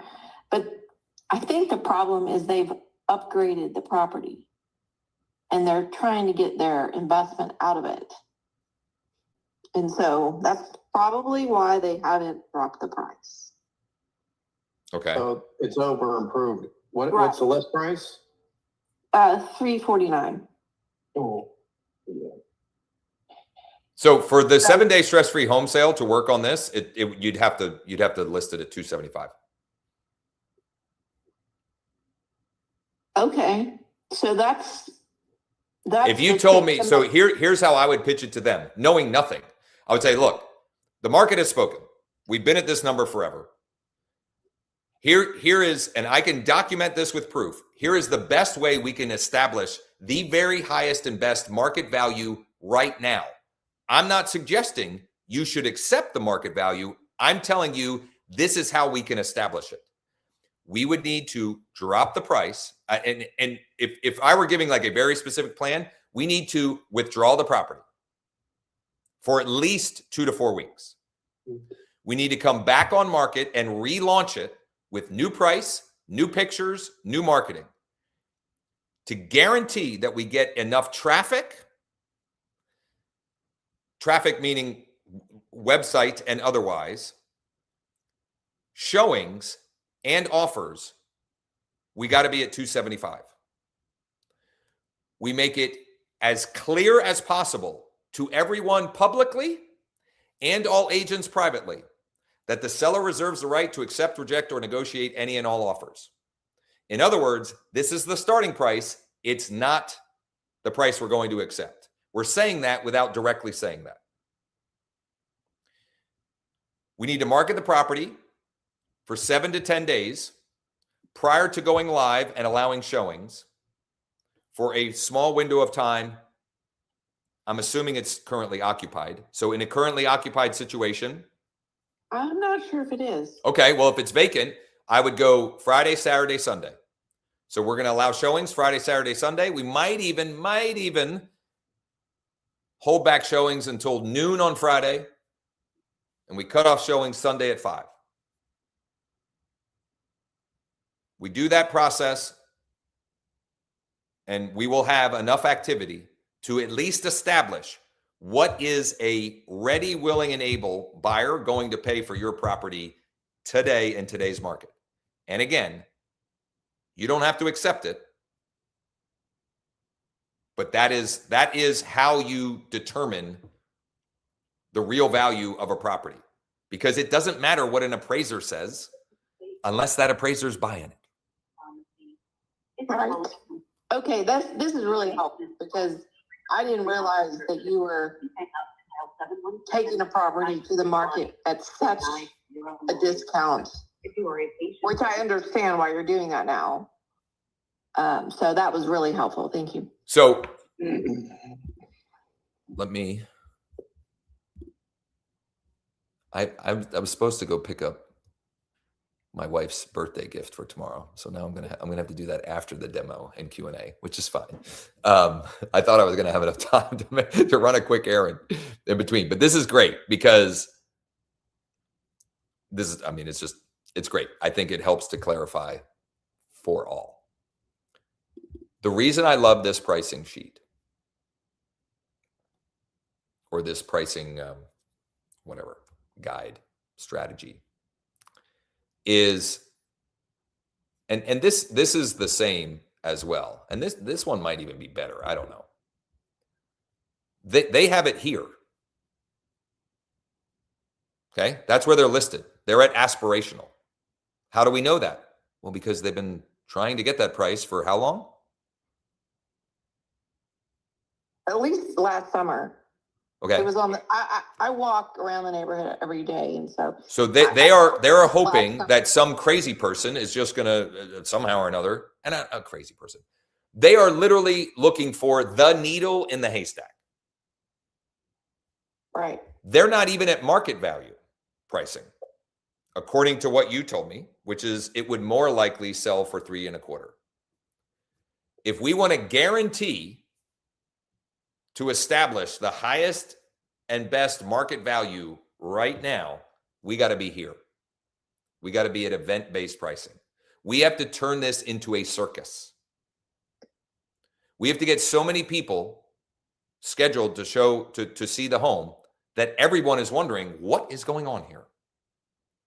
And also, and I will tell this to them openly if it comes up for sure, but sometimes I'll proactively bring it up.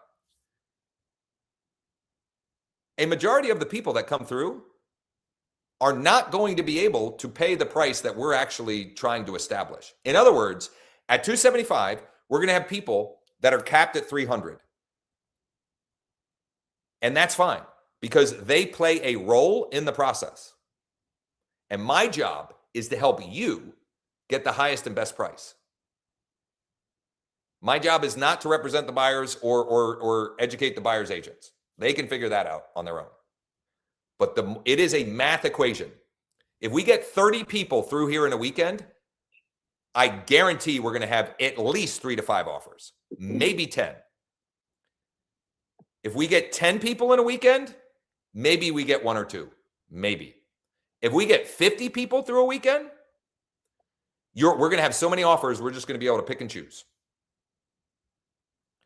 The goal would be that at the end of Sunday night or Monday morning, we have at least 3 similar offers. 2's okay. 3 is better. We go back to the 3 and we transparently tell them, just so you know, we have 2 other very similar offers. So what my sellers have decided to do is to give the 3 of you another 12 hours to improve your offer if you choose. So we're giving you 12 hours to present your highest and best. If your client wants to stay where they're at, totally get it. But these are so similar, they're not sure how to pick.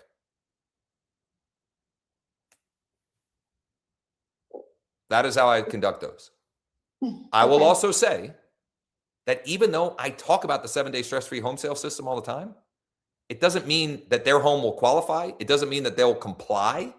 This expired listing that I just went live with, I didn't make any of these promises because they're unwilling to get it to a price to do this. And also,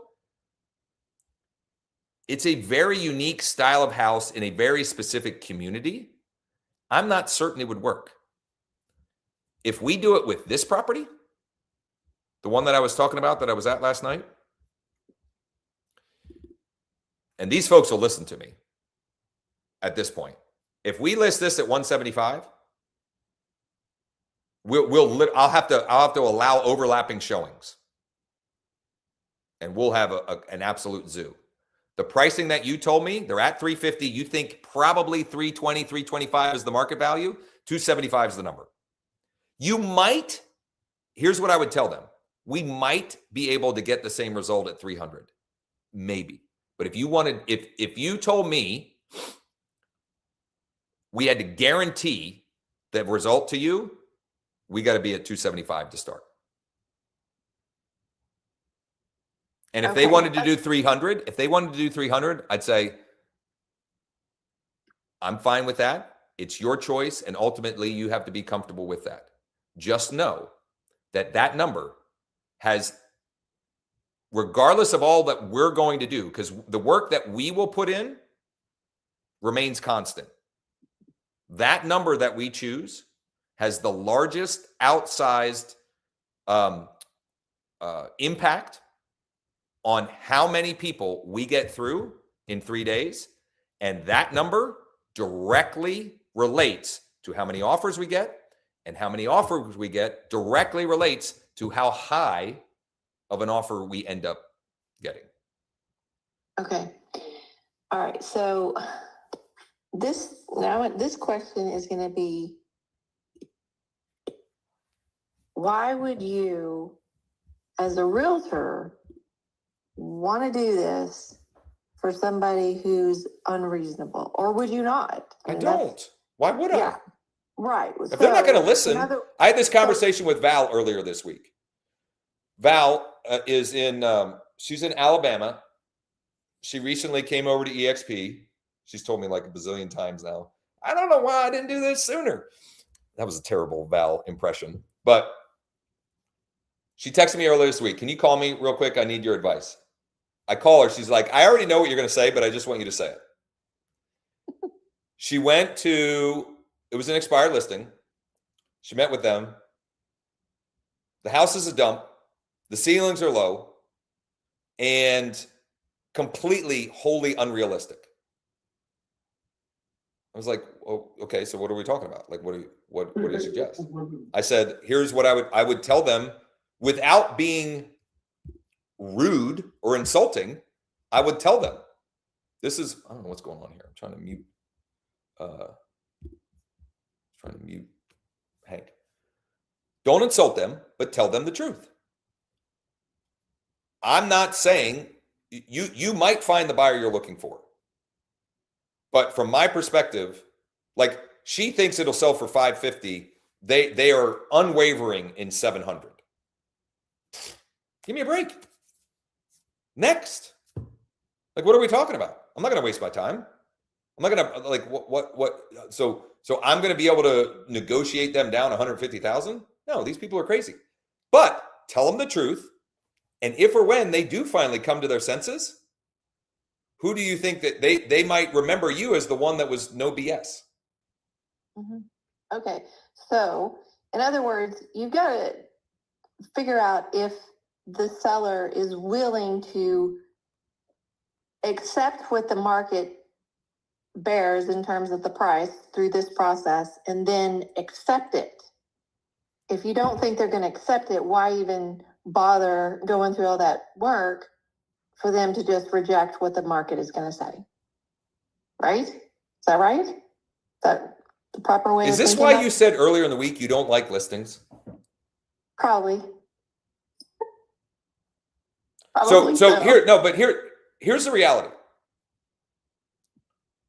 This is not just for you. This is for most people. Because we're unwilling to tell the truth, then we get these misconceptions in our brain. And also for most people, they don't have enough people or prospects in their pipeline that they try to find a way to help everyone. You can't help everyone. Right. And okay. I just got burned a while back on a few properties that were just, like, one was a FSBO. I worked forever. He over improved the property, never sold it. Actually, you know what? He bought it from his uncle and cut me out of the deal with a lender that I gave to him, and it made me really mad. And then another one was just a dump. I couldn't believe it actually sold, but it was a struggle. And I don't think he was real happy with me. So okay, hold on. Was there more? No. Okay. No, so you're allowing. Hold on. There was actually another one in my neighborhood that overpriced it, wouldn't bring it down. It never sold, still hasn't sold. Like, they've just taken it off the market altogether.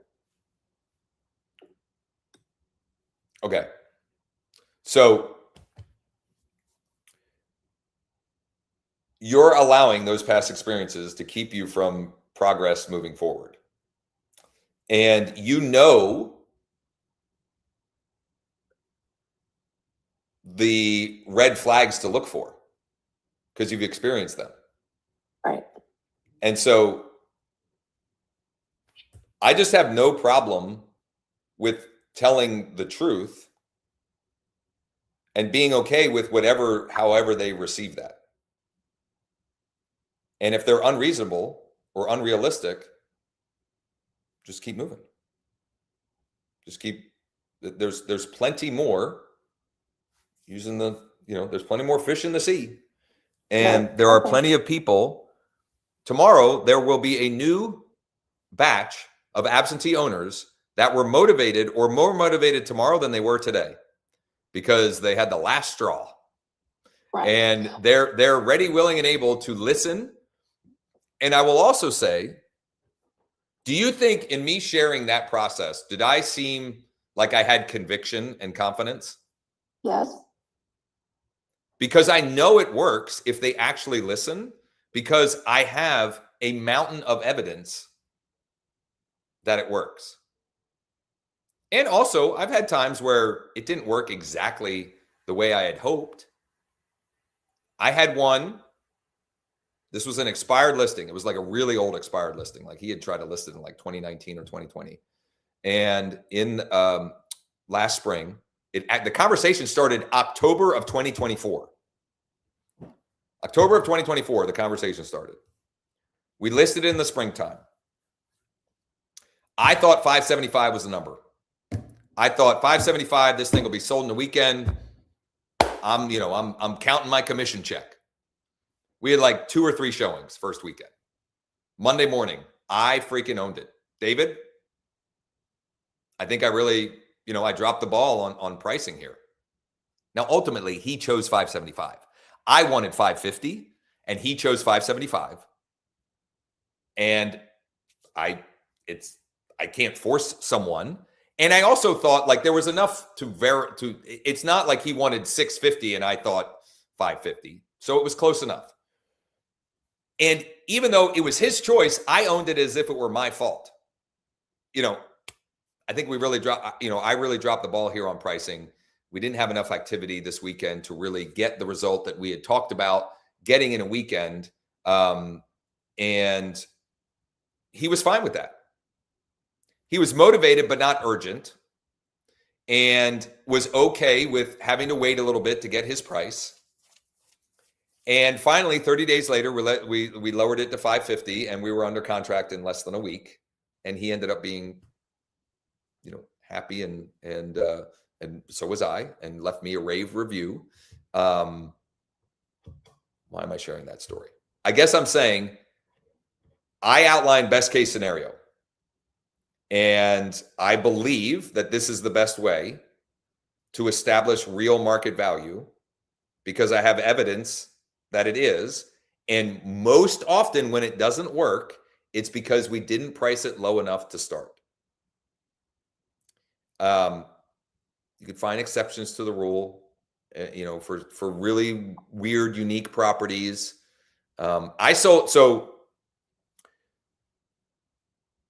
At the time, I set a neighborhood record in my neighborhood. We thought it would sell for upper 5s.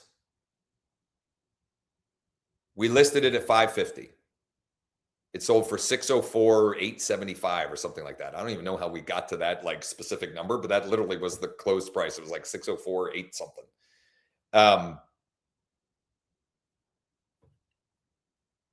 I also sold one for 610 last summer. I wanted to list it at 550. They wanted to list it at 600. Okay. We sold it for 610. They might have been right in that case. If we listed at 550, maybe we wouldn't have gotten to 610. I don't know.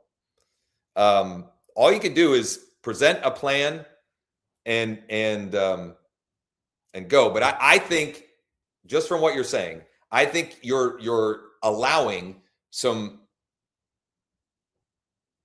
unfortunate experiences from your past cloud the future and keep you from maximizing some opportunities.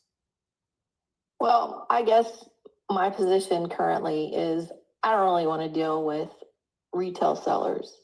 I would much rather work with absentee owners. I mean, there's so many other opportunities in the market. Why do I even? Can I challenge you there? Sure. You have 2 of them right now that you've told me for weeks now want to list their property with you. And have you taken the listing? No, I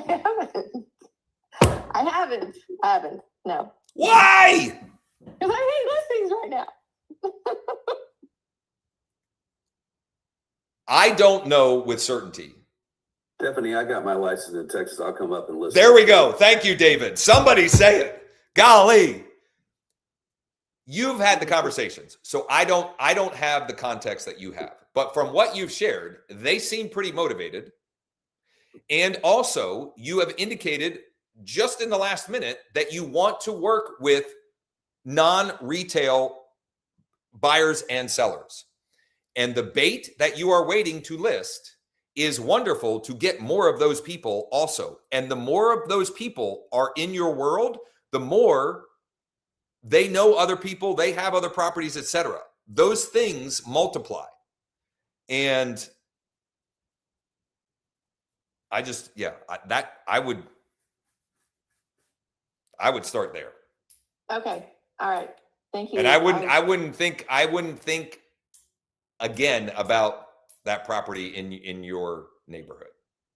Okay. Hey, David, you're in Austin, aren't you? Houston. Houston. You're in Houston. Yeah, Houston. Okay. I've sold in El Paso. I've sold in Beaumont, sweetie. I've sold all over Texas. Okay. All right. Well, we need to connect. Why don't you text me your number or something? This was proof that Josh is a way nicer guy than me. I don't know what that means. You handled that pretty What's your smooth. phone number? He's very nice. Very nice. Yes, he's a lot nicer He than could have really kicked me in the tail, right? I feel like I did. I feel like I did. Maybe I need to, I don't know. I'd send you to my morning. I listen to Marcus Taylor in the morning, and his is all like motivation and getting rid of all of that mental BS before you even start your day. And sometimes I'll text Josh it, but it just like cleans all that. It's like detoxes your brain of all of that storytelling that we tell ourselves. And I'll send you a link to one of them, but that's what they call it, stinking thinking. But that's just that's some stinking thinking right there. Well, you know what it is, and that's why I'm thankful for this group, so you can help get me out of that rut.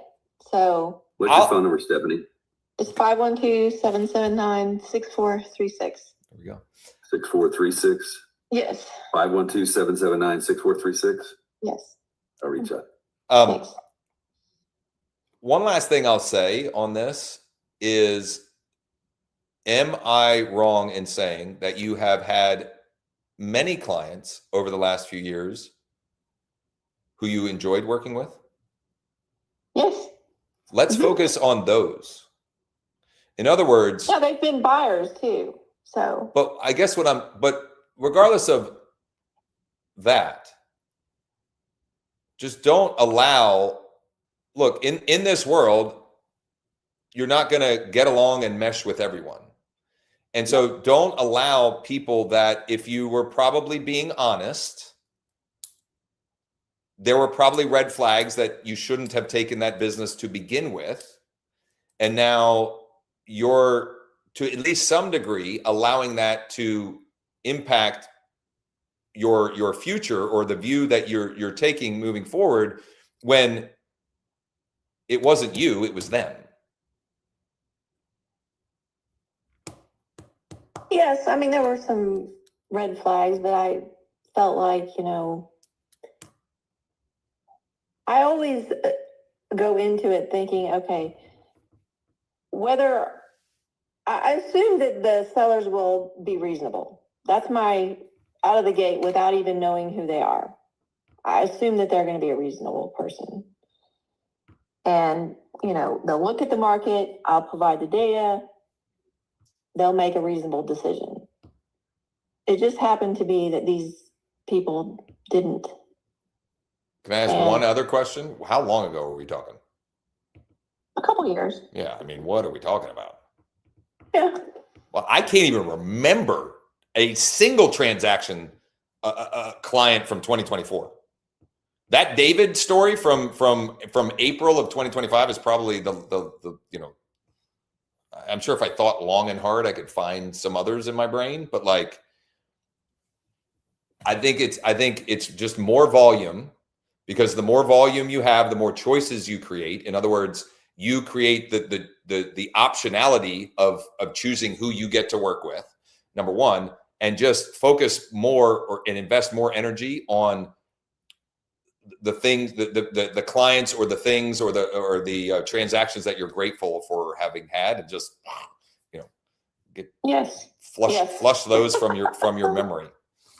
Yes, I just have enjoyed working with buyers lately, and so I guess that's more of what I. Well, then listen, but you can choose to do that, and also know that those particular listings that I've been hammering you on, which I mean, I would hope, you know, for your sake, that they would still give you those opportunities, but maybe not at this point, because I know, you know, but those, when you market those beget more of the buyers that you probably want also. Right? They're bait that would likely bring you more of what you're hoping for as well. Okay. All right. I need a follow-up. It sounds unresolved still, but I need a follow-up conversation with you one-on-one about that. okay. Do you have time today? Probably not at this point, but tomorrow? probably later. Oh, I thought, yeah, no, not tomorrow. I can't tomorrow. It's Pam's birthday. Although I could talk, you know, while I'm taxiing. that won't count against me. I'll get with you, Stephanie. We'll get it. We'll get whatever we need resolved. Okay. Hank. All right. Thanks. You bet. Go ahead, Hank. Hey, I had a question. I pulled up, looked up a FSBO property on iList. I want to know if I could share my screen and just sure. Let me know what you think here. Absolutely. I mean, this session might roll right into the noon. You should be able to share now. Okay.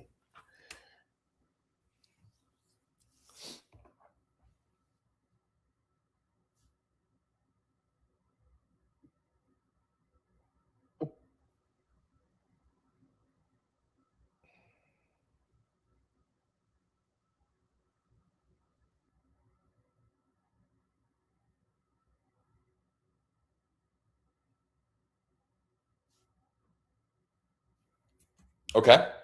Okay, so this address is a for sale by owner. It's a townhouse. I think it's listed for $285, like on Zillow. So I was just wondering, you said you would like do a Loom video and explain the different options for the owner. Can you see scrolling? Let's see. Got homeward. You said it's a for sale by owner and it's listed on Zillow at $285. Yes. Okay. Cash plus repairs. Cash plus offer. Okay, so here's what I would present to them. I'm assuming you don't want, so to me, there's not one perfect single prescription. And what I mean by that is, we have people that are having success going out on the appointment before presenting any of these preliminary offers. So we go out, we meet with the seller, we get photos, we establish rapport, we uncover what the motivation is. Are they relocating? Is it non-owner occupied? Like all of that. Okay. Right. And then we get that information. We present the preliminary offer. We plant the seed for the 7-day stress-free home sale, and the pivot or the call to action there is, would you be totally opposed to exploring this in more detail? You know, this offer in more detail together. Okay. That's one path. The other path is we present the preliminary offers, pick 2 or 3, share that and the information and details, plant the seed for the 7-day stress-free home sale. The call to action in that case is, if any of these options seem like they could be worth pursuing, the next best step is for me to pop by so I can get a quick tour, they require that I get in-person pictures of the property. It'll take me 10, 15, 20 minutes tops. Mm-hmm. Either one of those paths is fine. Okay. And I think you make it a judgment call as to, you know, time and proximity and so forth. In other words, like if I'm doing this and I already know that I'm going to be in this neighborhood for some other reason, well, then I'll just go for the appointment, because pivoting after the appointment does increase your chances. And also, FSBOs, let's face it, you got to go through a fair amount of them to find the one that is going to be realistic and open to working with you, et cetera, et cetera. Either way, it's just practice. Mm-hmm. In other words, you're either going to practice being better in person with a seller, or you're going to practice communicating and proposing through Loom or whatever, however you choose. If I were to go to the Loom route, based upon those, I would pick 2 of the dual close options. Okay. For whatever reason, the quick buy single close isn't there. For in most cases, when I'm presenting, the quick buy single close is one of the options that I have, because their single close option, at least the offer price, is for most pretty close to market value. So at least from a price perspective, they're like, okay, this looks, you know, somewhat good or viable. And then I will have, I'll have 1 or 2 dual closes. In your case, the single close was just the Zudilio cash offer, and that was like the typical low ball. I mean, it was like 160 or something like that, and they're asking 285. Don't even put that on there. They will just get, you know, what is this? You know, what are we talking about? You know, they'll just get offended. So I would pick 2. From what I remember was on the screen there, the Zudilio, the top Zudilio Cash Plus, I would select that one, and I'd pick either the Homeward or one of the Zoomkasa ones. I'd have those 2 options. I would record a 60, maybe 90 seconds at most. Mm-hmm.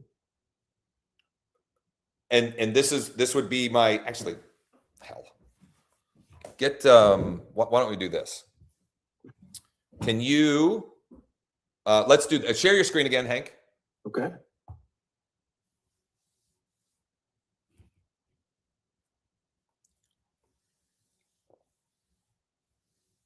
So let's deselect everything but so deselect that one. And for those, like, this is the offer platform. Basically what we're doing is we're hiding these from their view. We're hiding these from the seller view. We can still see them in the admin view, but we're making it so they don't see those. So we're going to leave the Zudilio Cash Plus, and let's leave the Zoomkasa Cash with Reno. Okay. It doesn't really matter, but I'm just picking 2 that are at least close, 2 that aren't the same company, and that are at least somewhat close price-wise to the list price that they have. And then hide the buy first, sell later ones too. Oh, that's just one of them. How do I hide that one? I don't know. I don't know why it looks like that. Why can't you hide that one? Well, that's weird. You know what? Let's not even worry about it for now. Okay. Go back up and hit the share.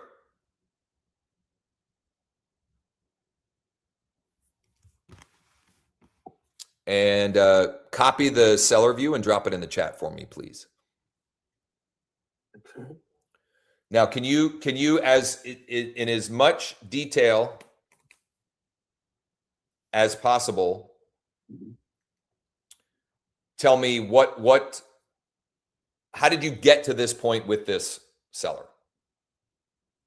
Well, I just looked it up on Zillow, and I just put this in because you haven't even gotten you haven't even reached out to them yet. I haven't reached out to them yet. I'm just like okay. So I'll use this as an example, but we're having a until you get some conversation with them, I wouldn't even go to this point. So it's good practice. It's good practice, right? But you would typically do this after they've said some form of a warm, consideration. Right. Okay. But I'm gonna pretend like we've gotten that. So we're gonna pretend like Hank had texted this homeowner with the script, with this text script. Hi, this is Hank with eXp Realty. Just curious, are you still accepting offers for your property at 5264 Millway? ? I have an out-of-state private client who might be interested. Period. So if it's, yes, or anything other than no, we're not accepting offers. And the reason why I say that is, depending on how long it's been on there, they might be under contract or they might have offers, so whatever. We're assuming they said, yes, I'm open to it. I'm going to mock record. I'm not going to actually record the Loom. Well, I'm going to try and record the Loom video.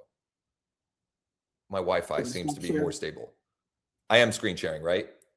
No, let me stop share. Oh, Okay. but everybody else can see mine, right? Yes. Okay.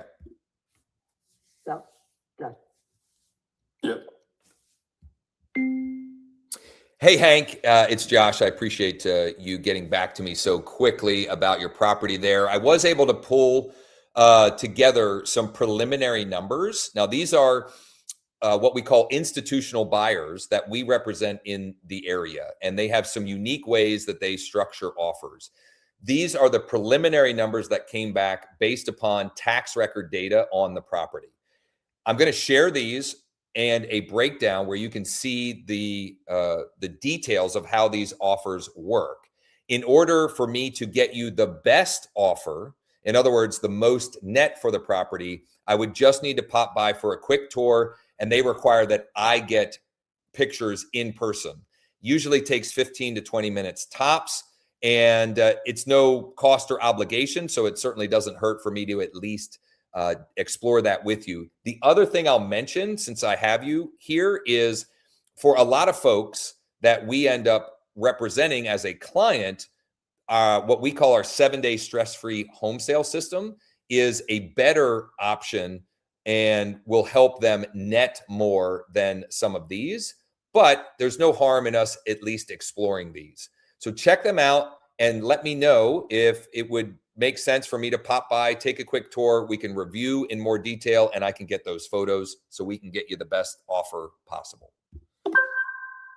I haven't recorded one of those all week. I'm sure I could have been better, more efficient, whatever. But that at least gives a quick sort of high-level overview of how I present that. And you got to remember they're FSBO for a reason, right? So it is a low-hanging fruit, but it also is a red ocean. And it's a red ocean for two reasons. Number one, other realtors are after them. And number two, they're creating their own red ocean and can be a little bit sharks themselves, right? So but it's good practice. And if you do enough of it, and actually, so if you view it this way as FSBOs are an opportunity for me to practice my communication and my ability to demonstrate and document value that I can bring to the transaction. It helps you be more efficient and effective when you're reaching out to off-market or using LeadDeck for off-market sellers, or even also with expired listings, et cetera. And if you get a listing, it's kind of like the cherry on top. That's kind of the approach that I would look at it through. And you can pretty efficiently in most markets get through sellers or for sale by owners in a small window each week, because you're a little bit more densely populated area. So you probably have more than I do, but like my whole county, there's like 13 for sale by owner listings currently. Mm-hmm. Okay, great. Thanks a lot. Can you send me that Loom? Or? Yeah, I'll drop it in the chat. Great, thank you. You bet.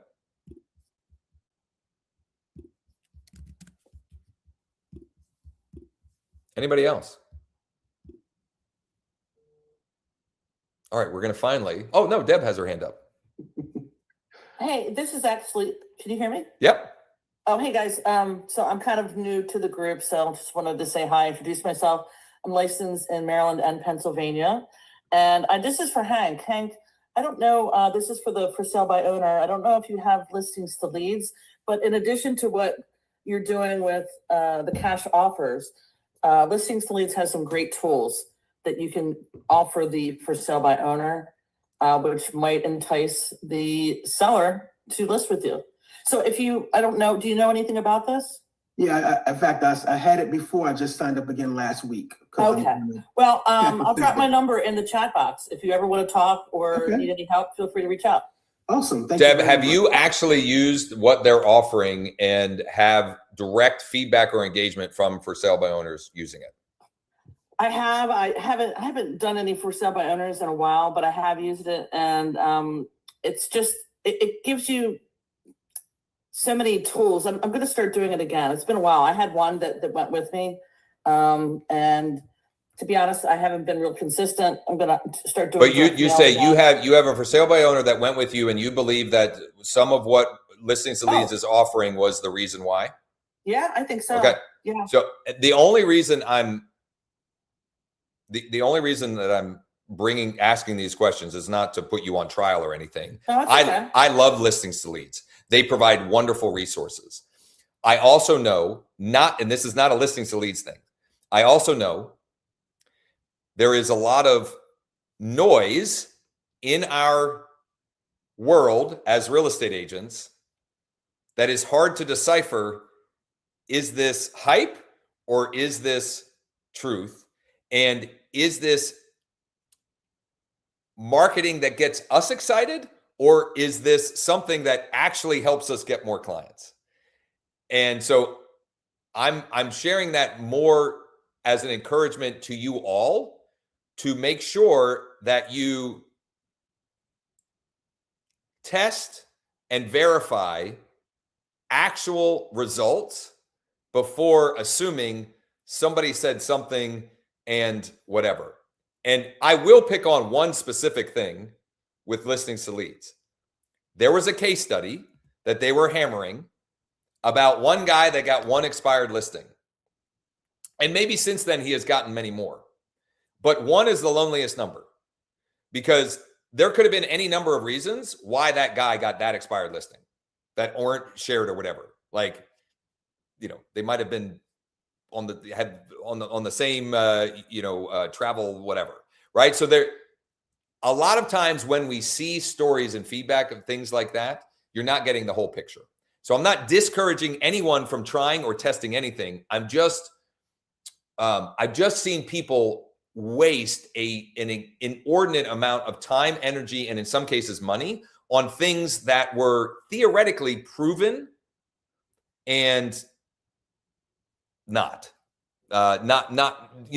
working out the way they had hoped. No, I totally get it. It also depends on your confidence and totally how you approach things. So if you're confident, you have all these tools in your back pocket, go in and present it. 100%. Works best, right? Your confidence and conviction will be better, not yours, anyone's. Our confidence and conviction in our abilities to deliver the result to the client will be better than any whiz-bang tool thing or whatever, right? The more, like, when the conviction that I was talking, when I was communicating the 7-day stress-free home sale, that level of conviction will get clients bought in better than any like cool widget or absolutely report or whatever. I totally get it. There's so many things like your value, right? What do you totally bring?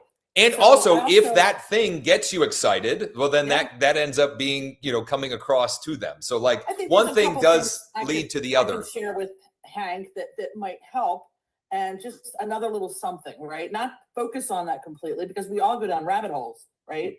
So with that, and just another thing, my marketing brochure that I got from Scott Pierce recently, that is like a killer. I walk in there and I show them this and they're blown away, right? So there's a lot of different things, and I'm just trying to share what's worked for me, and that has worked for me. And I just closed on a $600,000 house in Maryland in January. So I just want to share a couple things. That's all. But yeah, no, listen, and please, Deb, I appreciate that you share. I just am, and I'm, so it's like two sides of the coin, right? I believe if you can get value from anything you invest in, but I've also seen people chase things that were, being marketed by people. And Scott is not one of these people. So I'm not saying this about listings to leads. I'm just saying, generally speaking, I'm trying to give people a framework to just make sure that you vet things properly before investing a mountain of time or money. And let me give like a very specific example. I would not share those thanks templates and recommend people use them if I hadn't used them and had gotten recurring evidence that they are effective. I've seen people send hundreds or thousands of direct mail pieces because, they allegedly worked and it was crickets, and it's pretty easy to then, figure out what had happened there. So this was not intended to, I didn't mean for that to come off as negative to anyone. Just my point is, just be careful, because there are lots of people in our space that view us as an easy target to siphon money from. And again, listings to leads is not that. I had somebody, I'll take the opposing view. Somebody recently, this week, I think, asked me for my listings to leads affiliate link, and then was crying the blues at how much it costs a month.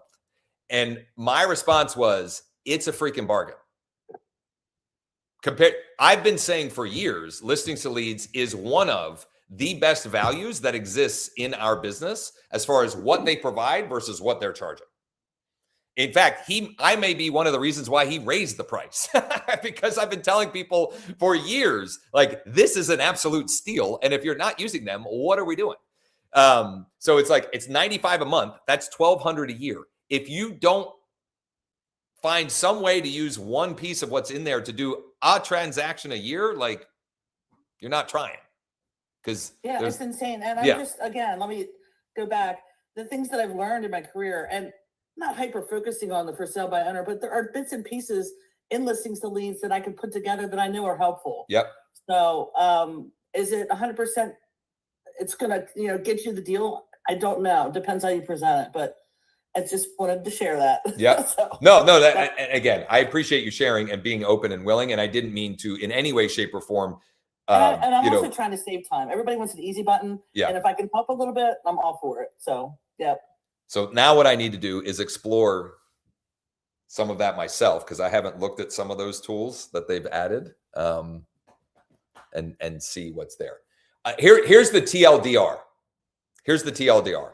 Anything that gets you more conversations has value, because there is no getting around the fact that if you want to close more transactions, you have to have more conversations.